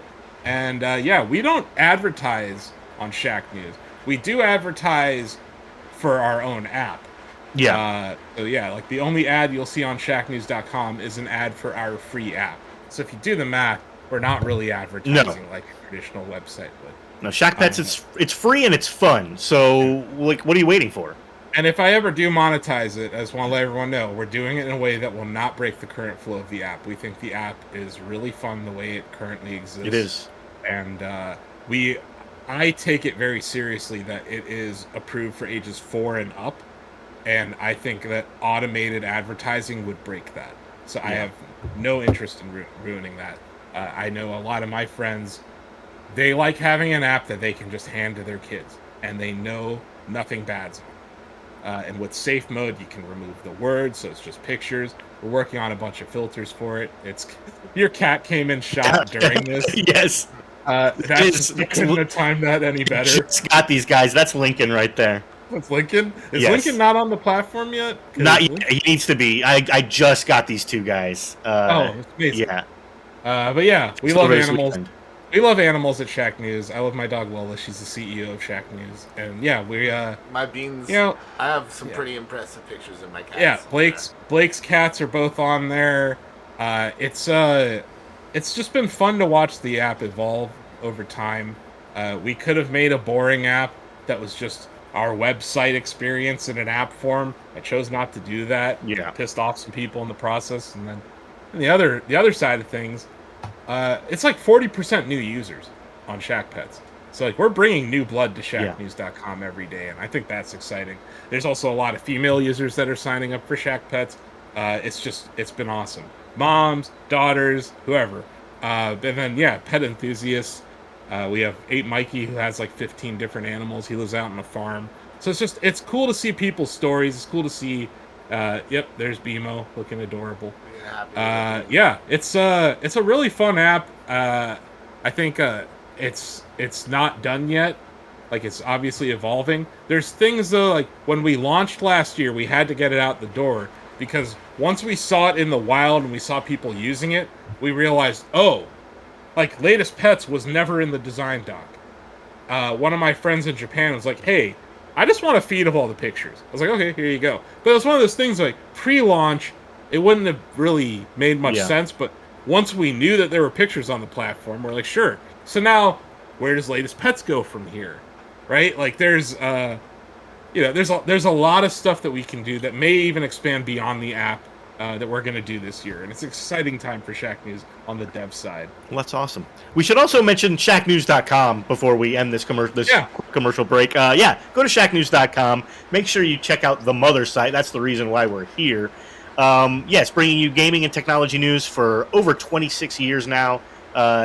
We talk about pretty much anything that is worth talking about within gaming and technology. So, go check it out. Lots of great guides for you to find out how to do that thing you've been trying to do in that one game for so long now. We have tons of guide content, lots of help, just lots of stuff that you would find on any typical gaming site, reviews, previews, interviews, all the great stuff. But also the best financial coverage you'll find anywhere in our space. That's right. We pretty much own the gaming financial coverage at Shacknews. So if you're interested in that sector, I'll tip my hat to my friends over at gamesindustry.biz, but we definitely run shit in our industry, right? When it comes to that, and that's some of the stuff that's been blowing up on Facebook. Nice, awesome. So make sure you check it all out. Subscribe to Mercury while you're there. It's not free. I'm sorry. It's our subscription service. It's $1 a month. It's almost free at $1 a month. You could basically just just sign up and help us out. If you're feeling frisky, $10 a year. You could. $10 a year. Wow, that's even cheaper than $1 a month. It gets cheaper than $1 a month. It gets cheaper than $1 a month. That's crazy. Like, come on. How much do you spend on quinoa in a given month? I mean, your quinoa budget has to be well over $10. If your quinoa budget is above your Shacknews budget, you gotta rebalance your life priorities. Maybe. Not that quinoa's bad.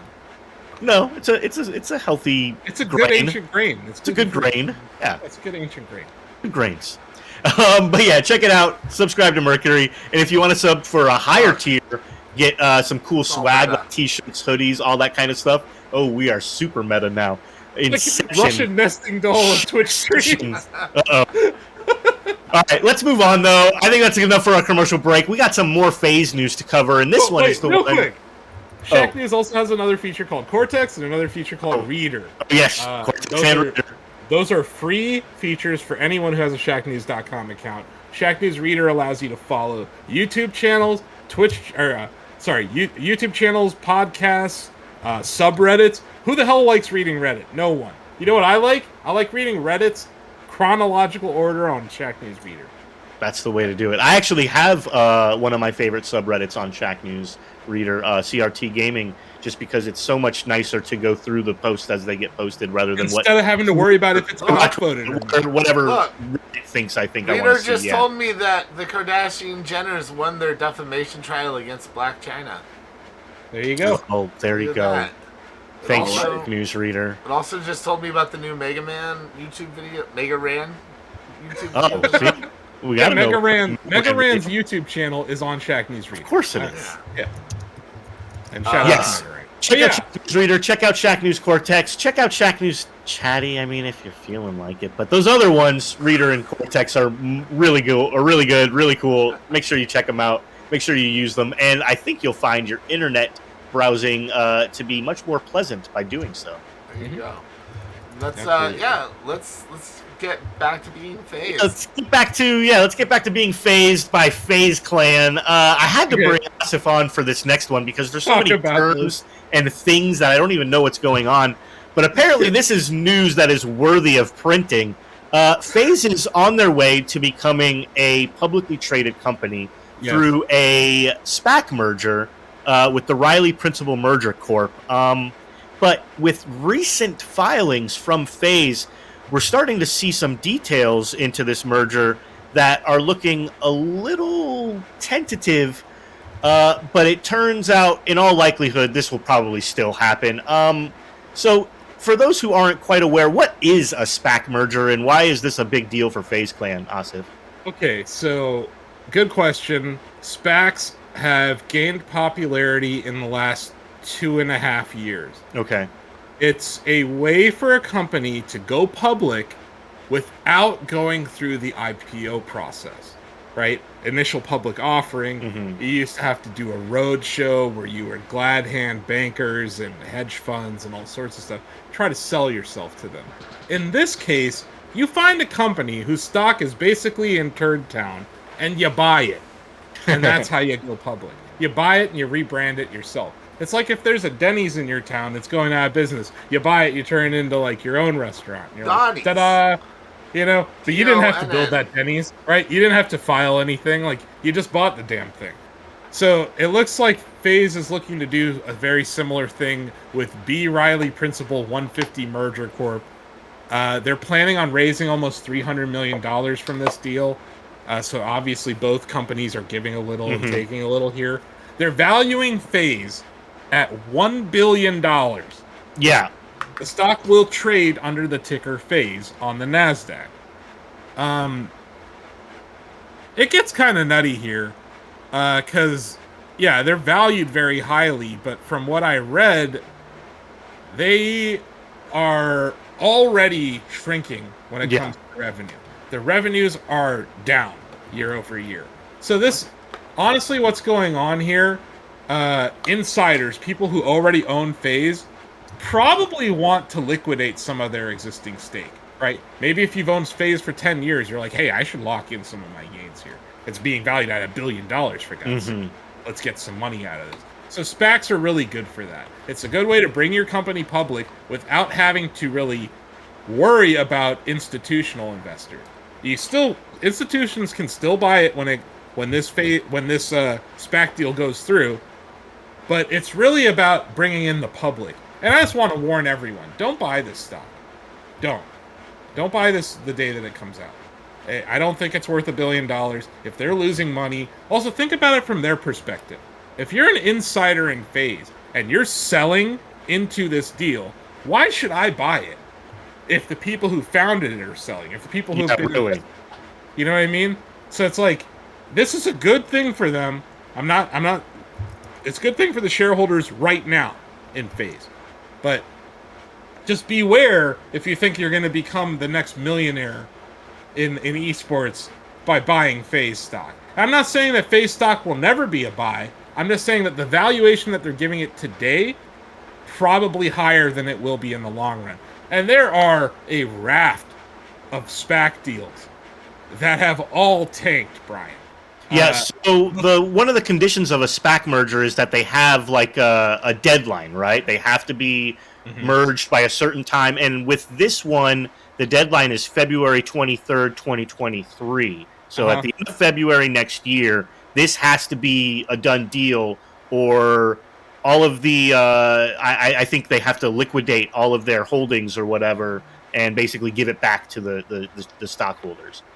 Yeah, so right now, existing FaZe stockholders own 68% of this newly formed company. That's where that $291 million raised comes from.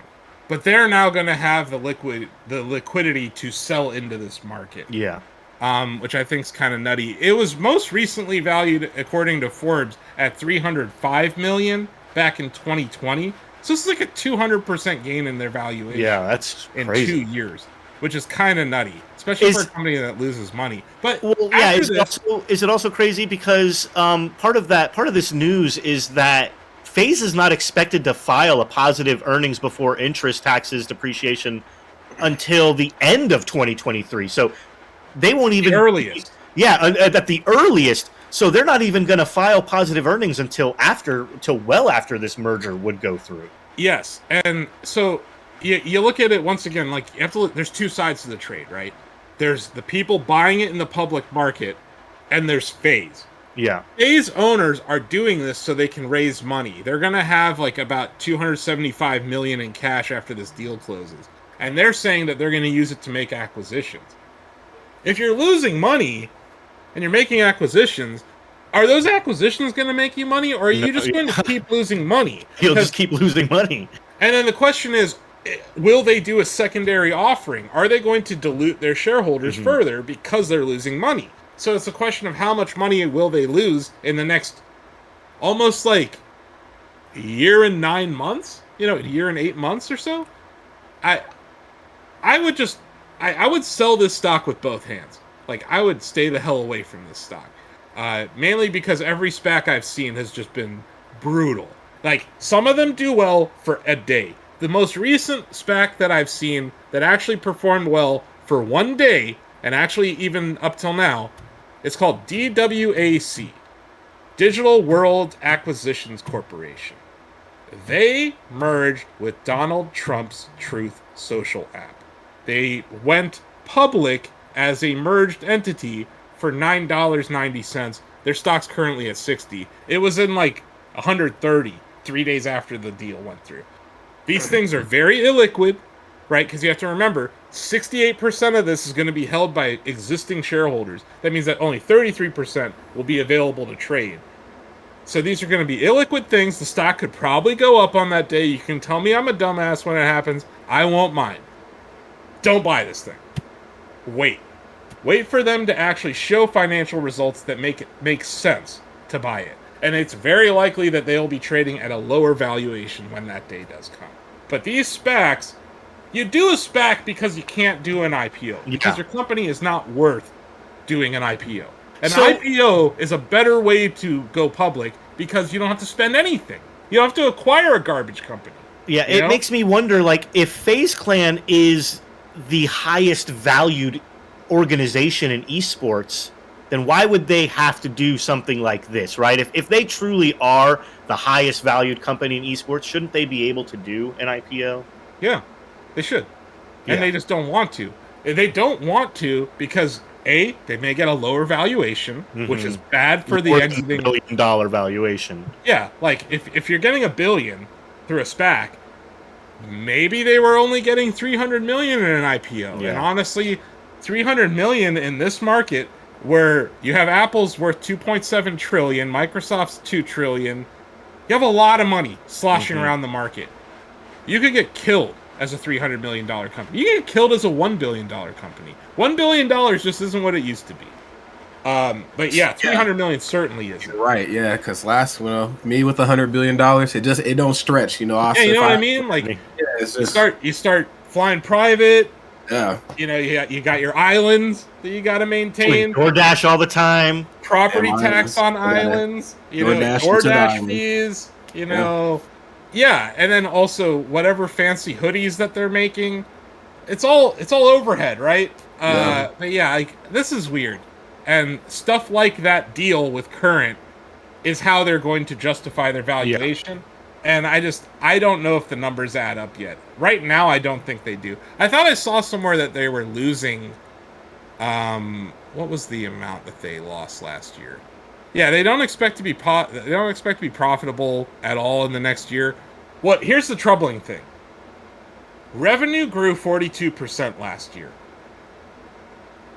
But they lost 28% more money. More, yeah. So it's like your revenues are going up, but your earnings your losses are increasing. That's a problem. So that's something they're going to need to address. It's something that's a problem with esports orgs. Like, many times we've questioned what the real value of these places are. And are they really... I almost view some of these as not esports plays at all. They're lifestyle brands. Yeah, absolutely. And Thieves, FaZe Clan are very much involved in the lifestyle brand side of things. And that's more of an apparel thing. Yeah. Right, Rod? Like, that's clean hoodies. Content creation, apparel. Hats. Yeah. Yeah. If that's your model, I predict a world of pain. Because margins are going to collapse. you cannot keep charging people $250 for a hoodie drop. You know, No, you can't. At some point, gamers are going to get wise, and they're going to be like, "You're a fucking $1 billion company. That hoodie costs $60. Yep. Give it to us for $80." Yeah. You know? I mean, like LeBron James jersey doesn't even cost that much. You know, a Kobe Bryant jersey, a Hardwood Classics jersey is maybe a little under $100. I mean, obviously, different value depending on the player, but yeah, I'm with you. Like, there's just no universe where I feel like, no, if some of these jerseys were potentially maybe special edition autographed, you know, pieces of apparel, that's different. But as much as I love FaZe, you know, I can talk about FaZe Clan and 100 Thieves all day, but we do have to draw a line at a certain point. Like, dude, this is a lot of money for this apparel. Like, where is this going, and what does this mean? But to your point, Brian, the one part of the business model that I do think deserves to be actually given some credit is the content creation side. Yeah. Because what is the revenue split between the org and the creator? How much does that feed into the bottom line? Because if you do land, like, let's say Spargo becomes bigger than any Smasher ever on YouTube, that deal will end up being great for them. You know what I mean? But these are black boxes a lot of the time. None of us really know, and a lot of the cases, it seems to be player to player. Each contract is independently negotiated. Yeah. So we don't know what Spargo's deal is, right? We don't know what the payback period is. So maybe when these companies become public, we'll get a little more transparency into how that works. But I do think that being able to invest alongside content creators is an interesting opportunity. I will always say that unless a company is going to zero, there is a price that I will be willing to buy it. It's just, I don't think FaZe is worth $1 billion. I don't think their owners think they're worth $1 billion either. They were just valued at $300 million 2 years ago. Yeah, they have a lot of things right now that like makes them kind of stand out. I don't want to say the word gimmicks. They're not gimmicks, but it's like, hey, we got, what was it, just Snoop Dogg a little bit ago? We got Snoop Rodney. Yo, and then we got people Murray standing on basketball courts pointing at things. Like, yo, I mean, what costing them money in the long run? That's just costs for them. Yeah, and also every time they do that, they're giving equity stakes to all these people. So it's like, if you're handing out, like, you know what I don't do at Shacknews? I don't pay you guys in equity. You know why? Because that shit isn't worth anything right now. Like, if I handed you some stock in Shacknews instead of your pay, would you be happy about that? You'd be like, oh yeah, I can pay my rent with this. That's what happened to the ham sandwiches. Yeah, but like once I start paying people in ham sandwiches, then you know we're fucked. But no, I don't want to sound completely negative on this, because I do think that Wall Street is run by boomers who don't understand shit about esports. So they're going to see this and be like, oh, this is the esports play, right? When you honestly could just buy, like, I don't know, Activision or something. That's an esports play. Yeah, like Activision is probably more of an esports player. Or, you know, down the road, Microsoft will be. Microsoft or Riot. If Riot, we talk about an esport on here every week. That's accidentally born out of a Nintendo game. You can just buy Nintendo stock, which I own. But like, I would always point to opportunity cost. But to like Wall Street, which is always looking for the next hot thing, I could see this stock have a day, right, or two. Where it's like up 150%, right? But I would sell that. Like, I just wouldn't. I would be very careful, because there is going. You know this. They're gonna drag everyone out. They're gonna have them all talking about FaZe Up. It's gonna be like a big marketing campaign. Yeah. But they said it. The company's not profitable. Yeah. And at some point, you got to turn a profit to justify these valuations. And I don't know when that will be. And even when it does happen, I'm talking about like barely turning a profit. Like if they're maybe $10 million a profit, that sounds like a lot of money. But when you're valued at $1 billion, yeah, that's nothing. Yeah, I think that's nothing. That's the concern. Is that this is not.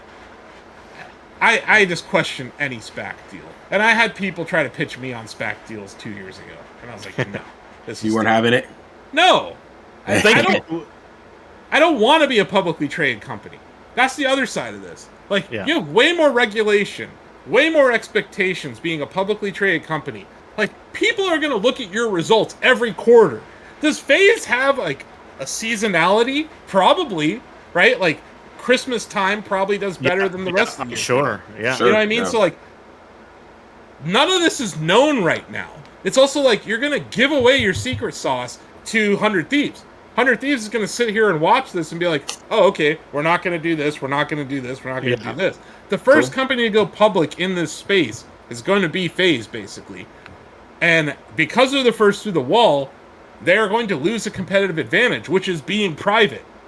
Like, not telling people how you operate. Also, not tipping your hands to other esports players. Yeah. Because once everyone sees what's going on the income statement of FaZe, they're going to start using it as a bargaining chip. Either when negotiating with other orgs, or when negotiating with FaZe. With FaZe, yeah. Do we... Absolutely. Yeah, a $1 billion valuation, man. That's pretty nuts. It is. You can invest in the Rod Fest, man, though. like, in this world, right now, anything can be given a $1 billion valuation. Do you think I can get it? Do you think me? Like, yes. Shack Pets. Shack Pets is $1 billion app right there. No bullshit. I had a good friend of ours who, former Shacker, may have deleted and unable to recreate because of a bug in the website. But he told me, hey, I hope it goes to $1 billion. He congratulated me on the launch of Shack Pets. He said, I hope it goes to $1 billion. Because, like, yeah, I would argue that Shacknews is a tech company now. Like, with most of my time is spent on dev. I am not a coder, but most of my meetings every week are spent on development, not on editorial. Mm-hmm. I know we have an editorial site, but our website also is dripping with tech. So, like, yeah, I view us as a tech company. And yes, I would love to be valued at $1 billion. But I'm also, like, way too honest.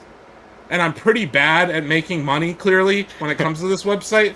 But, like, I would rather be honest than try to grift people out of stuff, which a lot of these Spacs do. And you know who works with a lot of these Spacs? I'm just going to throw this in real quick. Citadel. The people on the other side of the GME trade, the people who shut off the buy button, mm-hmm. they are behind, like, 200 of these Spac deals in the last 2 years. And if Citadel likes something, it's probably a good sign that it's really fucking scummy. Okay, well, I'm ready to get evaluated for $1 billion, and then maybe, I don't know, just sell me to Jeff Bezos or something. Let's do it. I'm gonna end up in a slave Leia costume. I just know it. Yeah, and like, you know, maybe FaZe gets acquired. You know, maybe this is a vehicle for them to get acquired by someone else. There's a lot of dumb... Look, Elon Musk just bought Twitter for $44 billion. So clearly we're in Bananas Town right now. Yeah. Like, it's not that crazy for a very large video game company to acquire FaZe. Right? No, like, not it's at all. not that crazy. Like, plenty of companies could afford it. Sony could afford it. Microsoft could afford it. Amazon could. Like, Google could. Devolver could afford it. Sure. Maybe. Devolver is like $4 billion. Yeah. That would be like you could ruin your company if you acquired it. But yeah. I don't think they should. I don't think anybody should. I don't think anyone should. Yeah. But I honestly didn't. Also, look, just real quick. So you're going to tell me that Lara Croft, Deus Ex, Legacy of Kain, Square Enix Montreal, Eidos, Gex, and Crystal Dynamics are all worth $300 million, but FaZe is worth 3 times that? Gex is included in that list of amazing IPs. Oh, they got Gex? Gex! They got Gex! Gex! For $300 million! That's a steal! That's a steal. No, I argue that they did get a steal on that deal. Yeah. But, no, I think so. What kind of universe are we living in where those IPs and those studios that make great games are being valued at a third of... Yeah, there's something funny going on, for sure. What's the best FaZe team, Rod? Like, in esports. You said the best team? Yeah, their best showing. What is an game that they play team? the best? Oh, for FaZe? Yeah. Is it? I would imagine it's some combination of League and it would maybe have to be. It's not League. Is it not League? They don't do shit in LCS. Hold on, let me look it up real quick. Now I'm actually curious. Thieves has a decent presence in LCS, but FaZe Clan does not. Okay, FaZe has a CSGO. Oh, it's Counter-Strike. Yeah, it has a CSGO team. It has a Call of Duty team. It has a Fortnite team. It has a PUBG team. It has a Rainbow Six team. It has a Valorant team. Now they have a Smash player. They have a PUBG Mobile team. PUBG Mobile's actually a pretty big. That's a pretty profitable game. Good Lord. Rocket League, they have a team, but these aren't like 133 billion. Good Lord, bro. Yeah, where does the billion come in? I don't. Outside of CS:GO, I have not seen FaZe make much noise in esports. They're more of a lifestyle brand. Exactly, I absolutely agree with that. And they've attached themselves to celebrities. And like honestly, does any of us give a shit if Snoop Dogg plays Rocket League? No. I don't. We just With like Snoop Fortnite Dogg. being their second highest grossing game, they are definitely more of a lifestyle brand because it's like Counter-Strike Go, Fortnite, PUBG, Rainbow Six, and then the list kind of trails off into a few Call of Duty iterations, followed by FIFA, Rocket League at 11, Valorant at 13, Overwatch at 15, Call of Duty Blackout at 21. So yeah, well, it's time we phase them out of this conversation. Yeah, I think so. Move on to the next topic. But yeah, don't buy it. Don't buy it. This absolutely. Jim Cramer's gonna be saying to buy it in like 5 minutes. Yeah, Jim Cramer's gonna be like, "Oh, I love the stock. Fucking hit the button. I'm gonna hit the button. Spend your money. Spend it." If all of this financial talk wasn't riveting enough for you, let's get into the most exciting and most riveting of esports, and that is Valorant. Let's touch on Valorant really quick. We got some Valorant news coming out today. Riot has detailed the Valorant Champions Tour for 2023. They're promising unparalleled global events. I mean, these are going to be unparalleled to what? I have no idea. To other global event, to the eruption of Mount Vesuvius, Smash Weekly. These will be they are promising unforgettable global events that combine spectacle. Not since the fall of Mesopotamia has an event rocked the world this hard. Does it freak anyone else out that their slide is a pyramid scheme?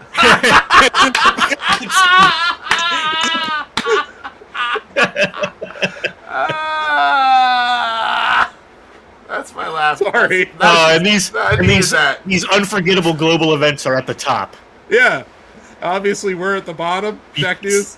We're at the deep connection to the in-game competitive experience. The end player is at the bottom, but we'll get to there. So not only are they promising unforgettable global events, but they're gonna premiere 3 new leagues from around the world. So they're gonna try to do 3 global leagues, just like League of Legends has, because League has the LCS in America, the LEC in Europe.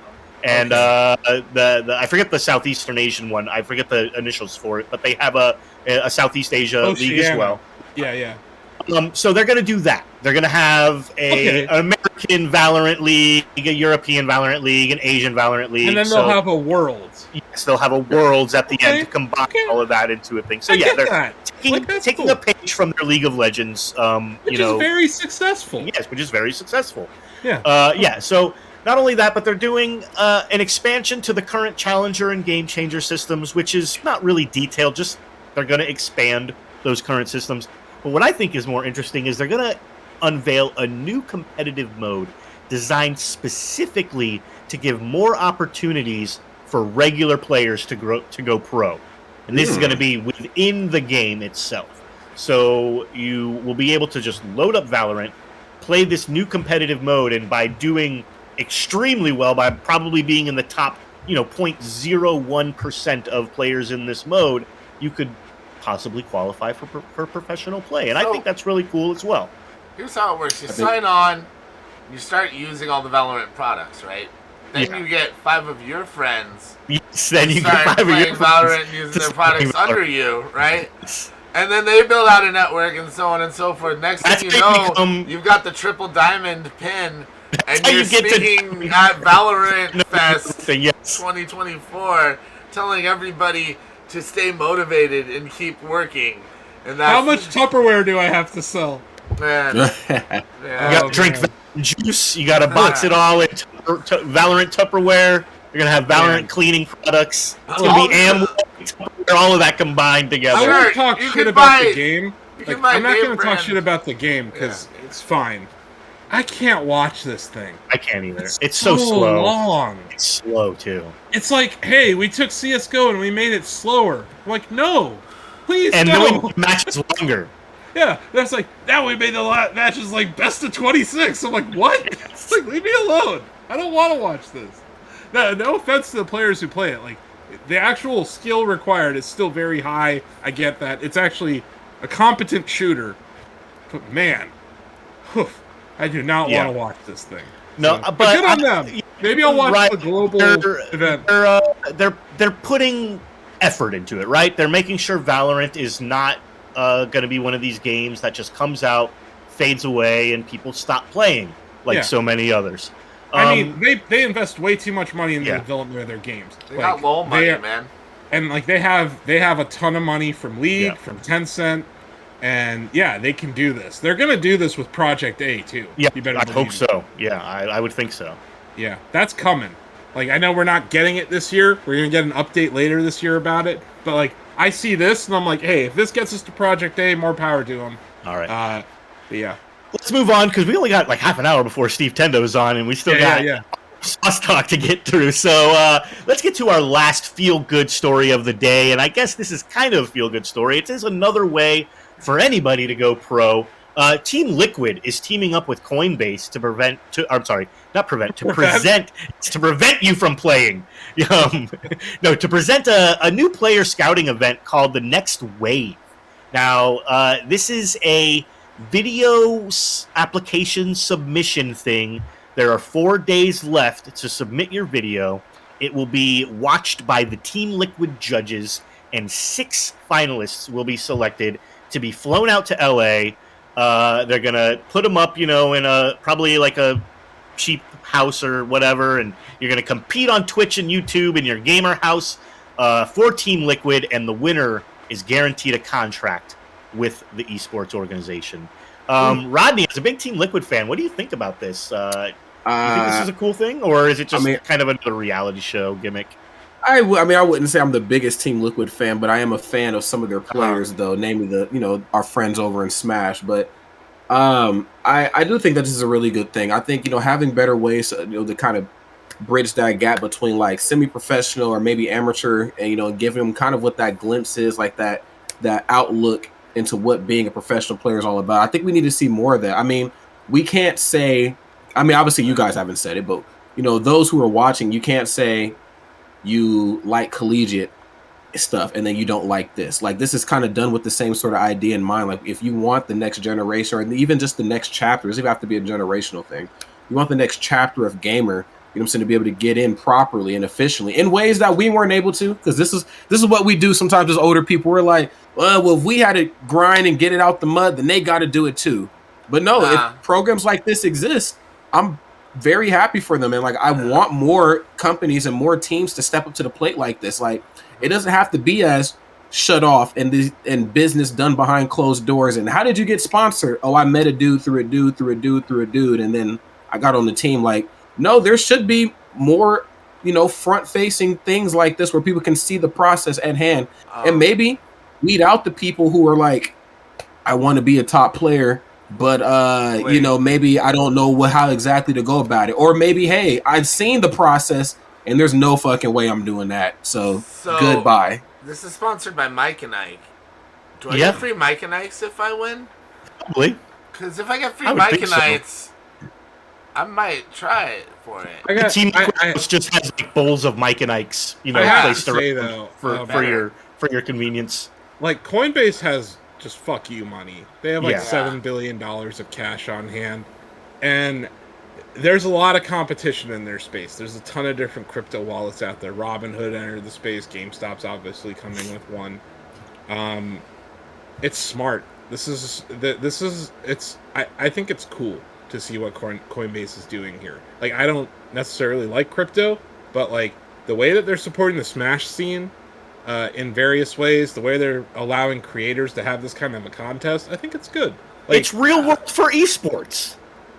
Yeah, it is real world for esports. I mean, but it's like with money. Yeah, and it's cool. It's totally fine. It's good times.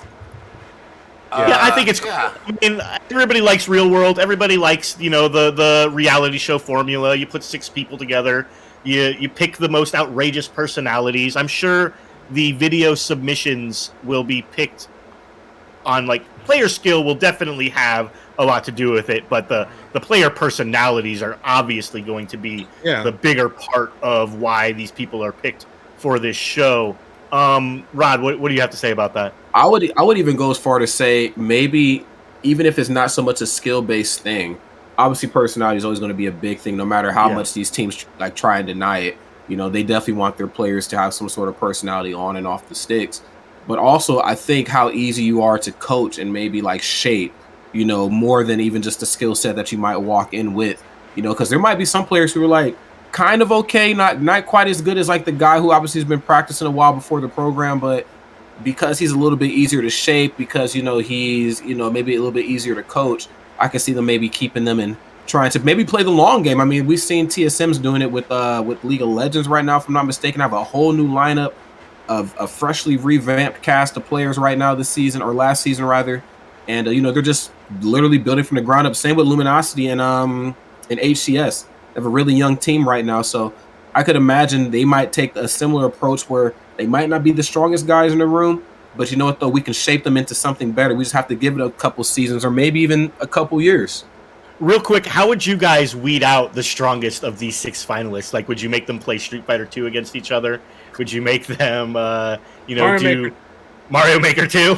Yeah, just give them briefcase level 8. If they can't beat it, get the fuck out of my office. There you go. I would make them play Marvel. Also, like, I don't know, just like put them. Basically, the Shacknews World Championship in 2018. Yeah. The moment that the term electronic sports was coined, you basically put them through a gauntlet like that. I really think that tournament was a great test of video game skill. It was a test across different games, right? We had Street Fighter 2 there, Hyper Fighting Edition. We had Halo 2, we had Rocket League, we had GoldenEye, we had Quake, we had Duke 3D. You know what I mean? So, like, I would put them through a gauntlet of tests. Wolfenstein at that one?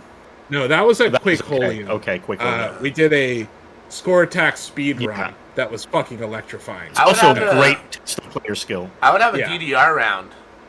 Yeah, that's what I mean. Like, throw them. I would like to see a gauntlet thrown at these players. But yeah, obviously, if you're building a team in Rocket League, let's just have a Rocket League tournament. Let's have a 1v1 tournament. Since this is going to be for a general contract with Team Liquid, I don't think this is going to be more focused on just one game. Yeah, so that's I'm why I was like, interested to see what kind of games they're going to have these people play, and I'm hoping it's not just. I'm hoping it's not just your Garden. Like, I hope they don't just play Rocket League, Counter-Strike, honestly, Valorant. I think Tetris. Like, you put them in Tetris Effect versus, or you put them in Tetris 99. I would love to watch that. Like, look, the stimulus games are a perfect playbook for them. It is. Honestly. Crib it. So they're more than welcome to borrow some of those games that we did, because I think we worked really hard to find games that worked for that kind of environment. We did the work. We've done all the work. It's all there for you. Rocket League's sitting right there. But I would just go back to the 2018 Shacknews World Championship. I think that is the ultimate gauntlet of video games. Awesome. Which we are about to have our 4th anniversary of next month. Well, I think that's going to do it for that topic, and that's going to do it for the esports topics of the day. Like I was saying, if you want to submit your video and get up or be a part of Team Liquid, make sure you check that out, submit your video, and maybe we'll see you. Maybe we'll be talking about you on this show. As one of the 6 finalists. Man, it's wild. There's just money being thrown at esports right now. It's crazy. It is wild.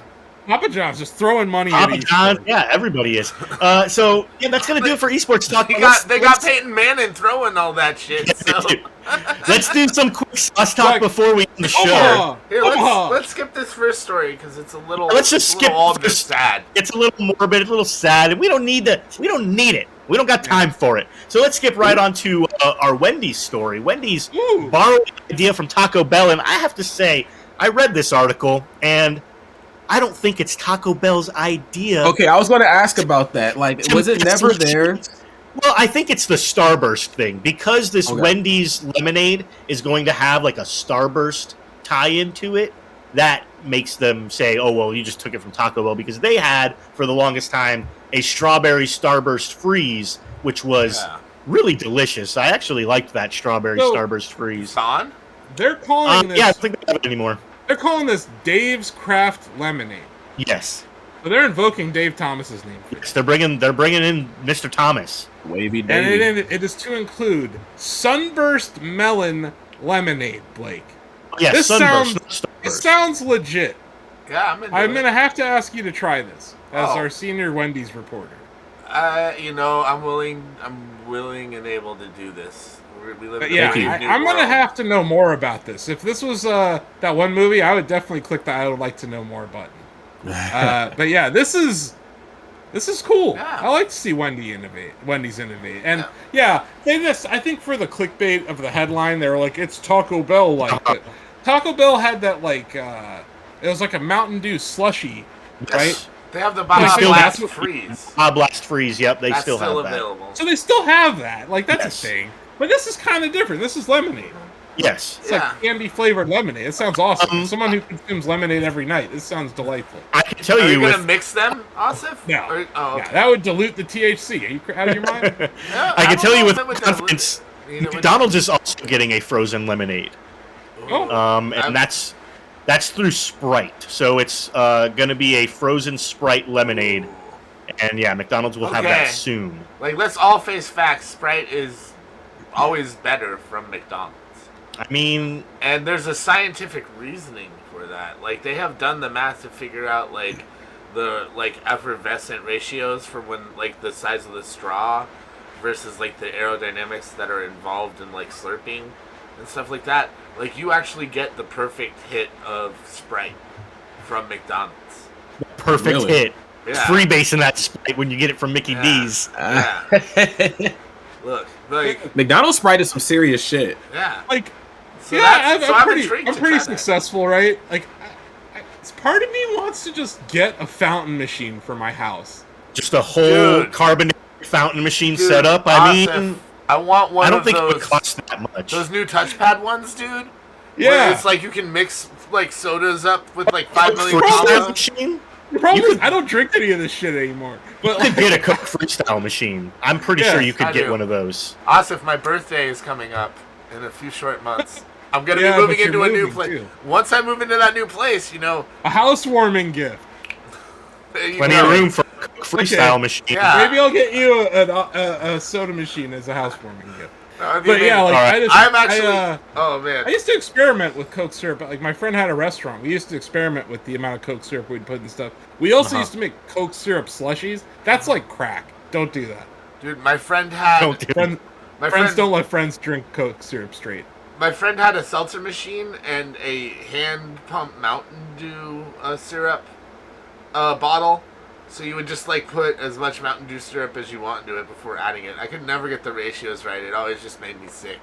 But man, was I awake at those parties. Let's go to the next Taco Bell story. We gotta keep it moving, right? We have another Taco Bell item to talk about, and this is apparently the 10 best Taco Bell items that you could possibly get. The 10 best. This is already wrong because soft tacos are on the list. And soft tacos are premiering at number 10. So you're not into the soft taco at Taco Bell. No, and number 9 is the crunchy tacos. Number 9, these people crunchy taco is at least in number 5. Top 3. It's gotta be top 3. Yeah, thank you.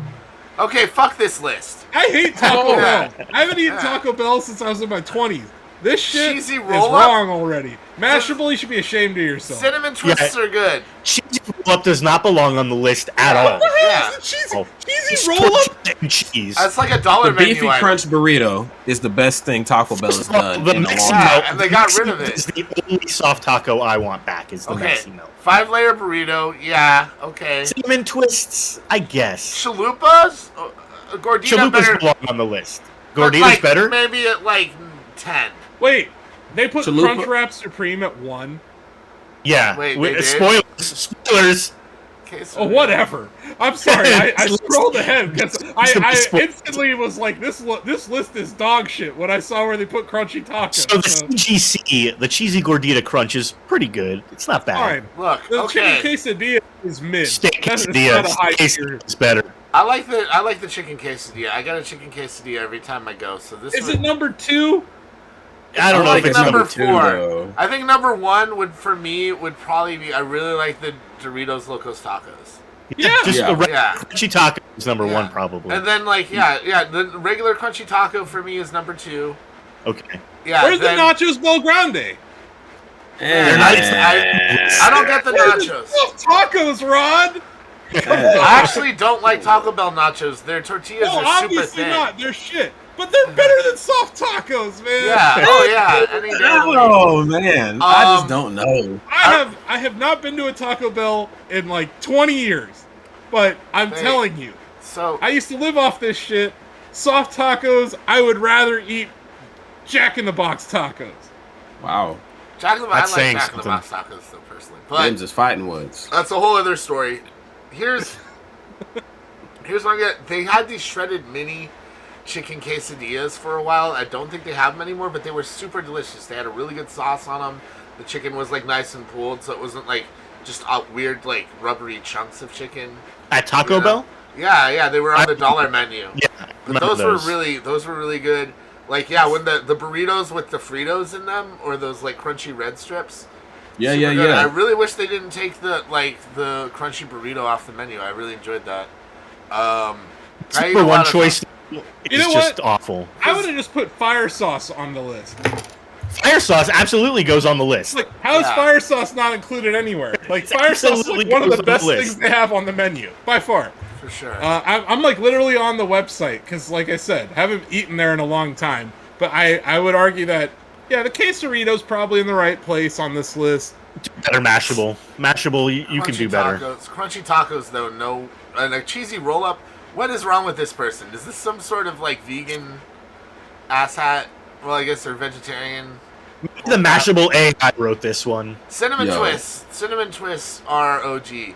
Like, Cinnamon they twists are- go on the list. They do. They Yeah. go on the list. Yeah. But they might be a little high for me. Like I got I cinnamon agree. twists at like a good 10. Like I'm just not even. It's like I think you start 9. the list. You start the list. Start with the cinnamon list with twist. cinnamon twist. I I- think Yeah. that's fine, Rod. But Oh, like, Yeah, you that's start yeah. the list. I wish I. cheesy roll up. Who the fuck is going to that's- Taco? that's to get on the list. Yeah, they need to be beat up. Okay, you Ooh, can't just yeah. get a cheesy roll up. Cheesy roll up at Taco Bell are the same people who go to McDonald's and get a cheeseburger without the meat. Yeah. Like, Like, what are you what doing? are you doing? What are you doing? Just go home and make a grilled cheese sandwich. Yeah, exactly. Just stop Like, it. no. Just stop it. 5-layer burrito, fine. I think the chalupa is probably a little low. The chalupa's legit. Yeah. Yeah, I Uh, like the chalupa. It's a I great probably item. put Holy chalupa shit. over quesarito. I put chalupa over. up quesarito. I put it above the gordita even. Yeah, the I think cheesy gordita chalupa's like crunch. top 4 for me. Yeah, I think they probably have the chalupa a little low. I think the hard tacos are ridiculously low. Look at that sodium warning underneath the cravings box, like that super giant triangle, all caps, sodium warning. Yeah. Do not eat this. I love And it. no, Mashable, I really don't want to sign up for your Yeah, no Mashable. mailing list. All right, let's move on to some Cortex Corner. Yep. We got to get some Cortex Corner out of the way. And this is like a more important Cortex Corner because we're not only reporting on who won Shacknews for the week, Or we're the day. reporting on who won Shacknews for the month. The month of April is out. The results rather. The results for the month of April are out. It's done. It's over. It's been won, and the winner was 8 Mikey. 8 Mikey and his entourage of barn animals has allowed him Oh to my win God. Shacknews for the month. But Blake Morse, you're right there at number 2, only Wow. 500,000 points behind. Wow, I did Or- not realize I was that close, or I would have tried harder. 500,000, and then 500,000 between Blake and third place Citadel Air, which new user, very New cute user. Saint Bernard, very cute Saint Bernard named Bernard. Honey. And then our own Morgan Schaefer at Number 4. Yeah, they I they're came doing in great. at 5. I haven't really been challenging much. It's just my dog is super cute. Yeah, your dog's gonna she win. Wins. We have added an update where we notify you how many battles you win per day. It actually goes out in about 15 minutes. Nice. So yeah, we are adding notifications, because we want to get you back in the app, right? And then Mad Dog Delphi 97, Mad Dog _ Delphi 97, won Shacknews Chatty for the month as well, which is to be expected. I mean, so congrats to 8 Mikey, congrats to Mad Dog, both of you winning Shacknews and the Chatty respectively. Honestly, no. Ninja Wesley. Oh no, he's in Shack Pets. Yeah, I thought he may have been the highest ranking Shack. No, that's a new person on the Conyers report. Haven't really seen Ninja Wesley that much. Dusty, another very strong showing from Dusty. Greg Burke. At the core of this app was me feeling that Lola was cuter than all of Greg's pets, and I'm just happy to report that I beat Greg last month. That's really what there matters. It is. I think that's the proof. That's all you need. Yeah, lots of new users you'll see on this list. Dognose made the top 30. But yeah, it's exciting. Yeah, congrats to everybody. Congrats to everybody on the list. And yeah, I'm happy to see the new names. I love seeing them. When you play Shack Pits, you're a winner already. Yeah, like everyone's a winner on Shack Pits. That's all there is to it. That's it. Yeah. Even if you don't challenge anybody, even if you just scroll through the pet picks, you are a winner. Winning because you woke up that day and you chose pet pics instead of violence. There are studies that have shown that looking at pet pictures on the internet every day can be good for people with anxiety, people with high blood pressure, all sorts of things. I have definitely a psychological benefit. I've used it to soothe my savage soul before. Yeah, the way I use it is like after a night of playing games, like if we have an infuriating game of Rocket League where we lose in the finals of a tournament like a few weeks ago, I pull out my phone and I'm like, cute pet pictures. Brutal. There you go. Yeah, Blake was there. He saw it. I was very... That was our own personal electronic sports nightmare. Right. Well, but I know the shows run long today. We started a little bit late, but we're a little long. But we hopefully everyone got what they want. Queuing up a little new thing that I like to do. I like to put a little outro music behind our little wrap up. Nice. Isn't that nice? A little ethereal. Yeah, but I think, is our wrap up. Yeah, I think we are going to wrap it up for the day. That is all of Wide World of Electronic Sports episode 130. Thank you so much. Yeah, thank you so much, Rodney, for joining me as co-host. I very much appreciate all of your help every single week. And thank you to Blake for doing the new technical direction this week. Thank you to Asif for joining us for some great topics and very insightful discussion about Spac mergers and Halo and also Smash and everything else. Some really, really good observations about Smash Ultimate. Absolutely, the Smash Ultimate stuff was great. Like, I may not be a commentator, I may not actually go to events, but every weekend, I put on Smash like it's sports. You know your shit. You know your shit, Asif. Yeah, I love watching the meta change. Rod, I thought you did an awesome job on assignment this weekend. Just shout out again for all the work you did there. Yeah, thank you for the interviews. Yeah, if you haven't, folks at home who have been super active in the chat today, definitely go to our YouTube Gamer Hub videos. Check out the interview with MK Leo. It's also on our webpage. There's a MK Leo interview article that you can check it out there at shacknews.com. It's an awesome interview with the greatest player in Smash Ultimate history. He's the only one who's ever won at EVO. He's the only one who will ever win at EVO. And ever will. And he's also been quoted saying, if it ain't Shaq, it's whack. That's also true. I didn't catch him on camera saying that. Hope you guys enjoyed the new format of the show. And Denny, if you're watching, we hope you get well soon, buddy. Feel well soon. Love you, Denny. And, Take care, buddy. Yep. And just follow us on. Give us a follow here. It's free. That's right. Follows are free. That's going to do it. See you later, everybody. Until next week. Bye-bye now.